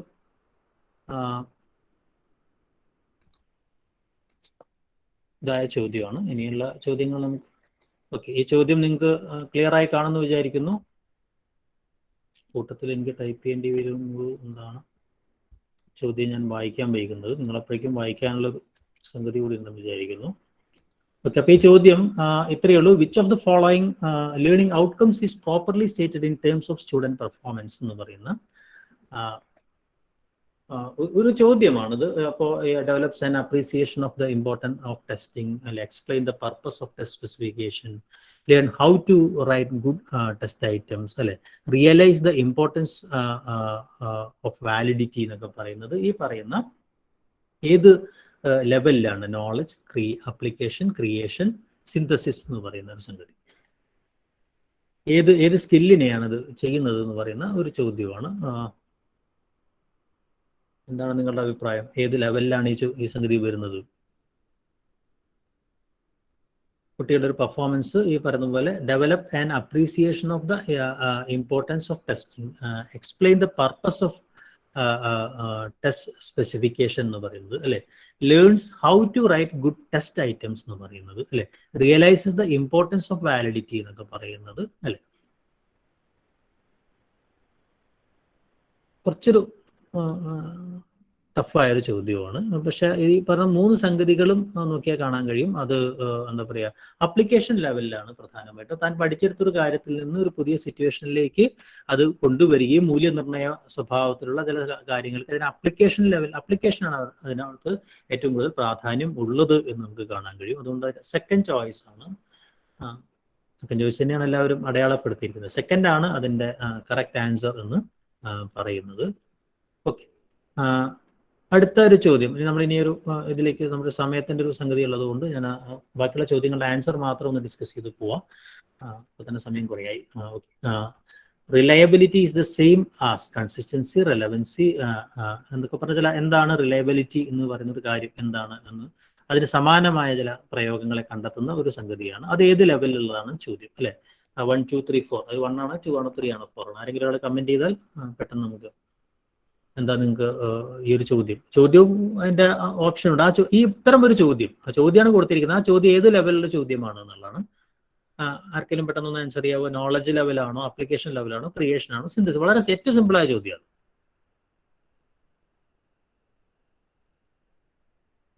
എനി കമന്റ്? ഇത് അടയാളപ്പെടുത്താൻ പറ്റുന്നില്ലല്ലോ സാർ. അല്ല, ഇത് ഞാൻ ചോദ്യമായിട്ട് ചോദിച്ചില്ല. നമ്മൾ ഈ സമയത്തിന്റെ ഒരു ഇത് കുറയ്ക്കാൻ വേണ്ടി ഞാനിപ്പോൾ അടയാളപ്പെടുത്തണ്ടെന്ന് വിചാരിച്ചിട്ട്. കാരണം ഒരു 4-5 ചോദ്യങ്ങൾ കൂടി ഉണ്ട്. അപ്പോഴേക്കും ഇപ്പൊ തന്നെ സമയമായില്ലേ. അതുകൊണ്ട് ഞാൻ ജസ്റ്റ് അങ്ങനെ ചെയ്തുള്ളൂ.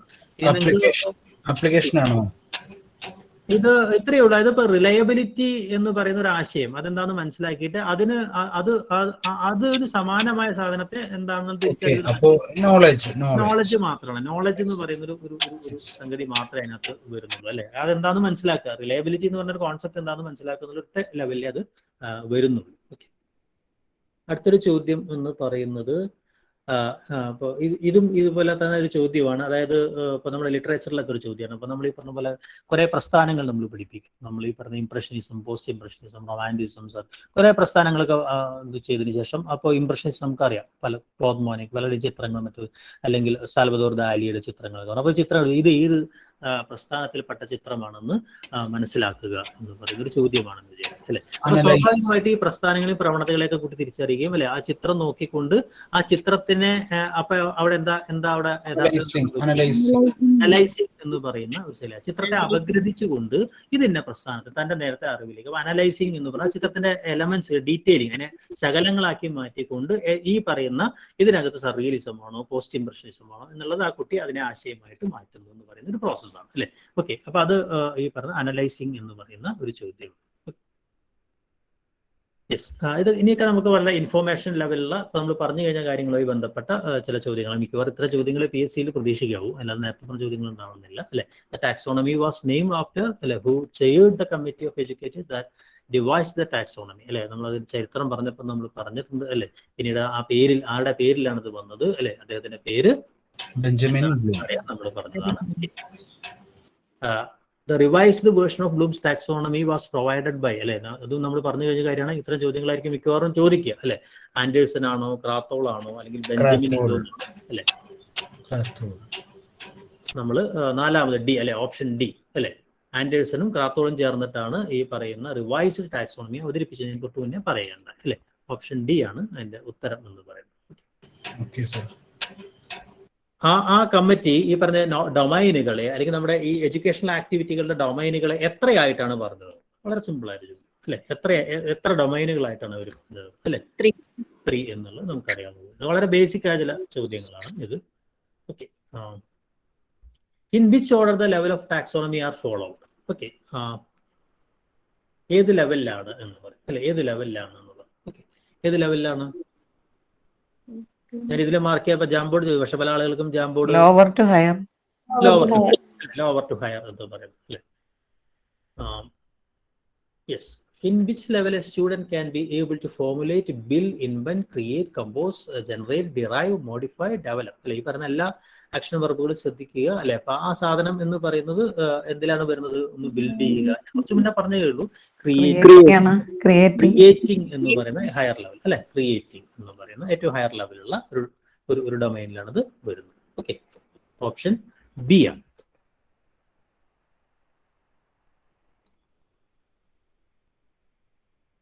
യെസ്, ചോദ്യം കഴിഞ്ഞെന്ന് തോന്നുന്നു. 10 ചോദ്യങ്ങളാണ് ഞാനകത്ത് ചേർത്തിരുന്നത്. എന്തായാലും അത് ജസ്റ്റ് നമ്മൾ ഈ പറഞ്ഞ കാര്യങ്ങളൊന്ന് റീകാൾ ചെയ്യാൻ വേണ്ടി മാത്രം ചെയ്തതാണ്. ഇതിന്റെ ഒരു മെറ്റീരിയൽ നിങ്ങൾക്ക് ഷെയർ ചെയ്യാം. ബ്ലൂംസ് ടാക്സോണമിയുമായി ബന്ധപ്പെട്ട എത്ര കാര്യങ്ങളൊക്കെ തന്നെ മതിയാവും തോന്നുന്നു. അതുപോലെ തന്നെ പുതിയ കാലത്ത് എഡ്യൂക്കേഷൻ പെഡഗോജിയെ കുറിച്ചൊക്കെ സാമാന്യമായിട്ട് നമ്മളൊന്ന് പറഞ്ഞു. ഇനി നമുക്ക് അതിനകത്ത് ഈ പറയുന്ന 20th സെഞ്ചുറിയിലെ ചില വിദ്യാഭ്യാസ ചിന്തകരെ കുറിച്ചൊരു സെഷൻ കൂടെ നമ്മൾ ഈ ഒരു മേഖലയിൽ വെക്കുള്ള തൊട്ടടുത്തുള്ള ചോംസ്കി, നിങ്ങൾ പറഞ്ഞ ചോംസ്കി പോലുള്ള ചില ആളുകൾ, എനിക്ക് തോന്നുന്നത് പ്രകാശൻ അതിനകത്ത് ചില ആളുകളെ കുറിച്ചൊക്കെ സംസാരിച്ചു എന്ന് തോന്നുന്നു. അപ്പം അങ്ങനെയാണെങ്കിൽ അത് ഒഴിവാക്കിക്കൊണ്ട് പ്രകാശന് ഒരു സെഷൻ എടുക്കുന്നുണ്ടായിരിക്കും. അതിന് ശേഷം മറ്റു കാര്യങ്ങൾ നമുക്ക് പറയാം. കാരണം പ്രകാശന് കുറച്ചുകൂടെ പറയാനുണ്ടെന്ന് പറഞ്ഞു. അപ്പോൾ അതിനുശേഷം നമ്മൾ ഈ പറയുന്ന പോലെ ബാക്കിയുള്ള ആളുകളെ കുറിച്ചുകൂടെ പറഞ്ഞ് നമ്മൾ ഈ ഒരു സെഷൻ അവസാനിപ്പിക്കും. എന്നിട്ട് നമ്മുടെ ടോപ്പിക്കിലേക്ക് വരാം. വേറെ എന്തെങ്കിലും നിങ്ങൾക്ക് കൂട്ടിച്ചേർക്കാനുണ്ടോ? ഇതിന്റെ PDF ഇതിന്റെ അത് നിങ്ങൾക്ക് ഇതിനകത്ത് തന്നെ കിട്ടും. ഞാൻ പറഞ്ഞ ഈ ക്ലാസ്സിൽ തന്നെ നിങ്ങൾക്ക് അത് കിട്ടും. വേണമെങ്കിൽ PDF വേണമെങ്കിൽ PDF ഷെയർ ചെയ്യാം.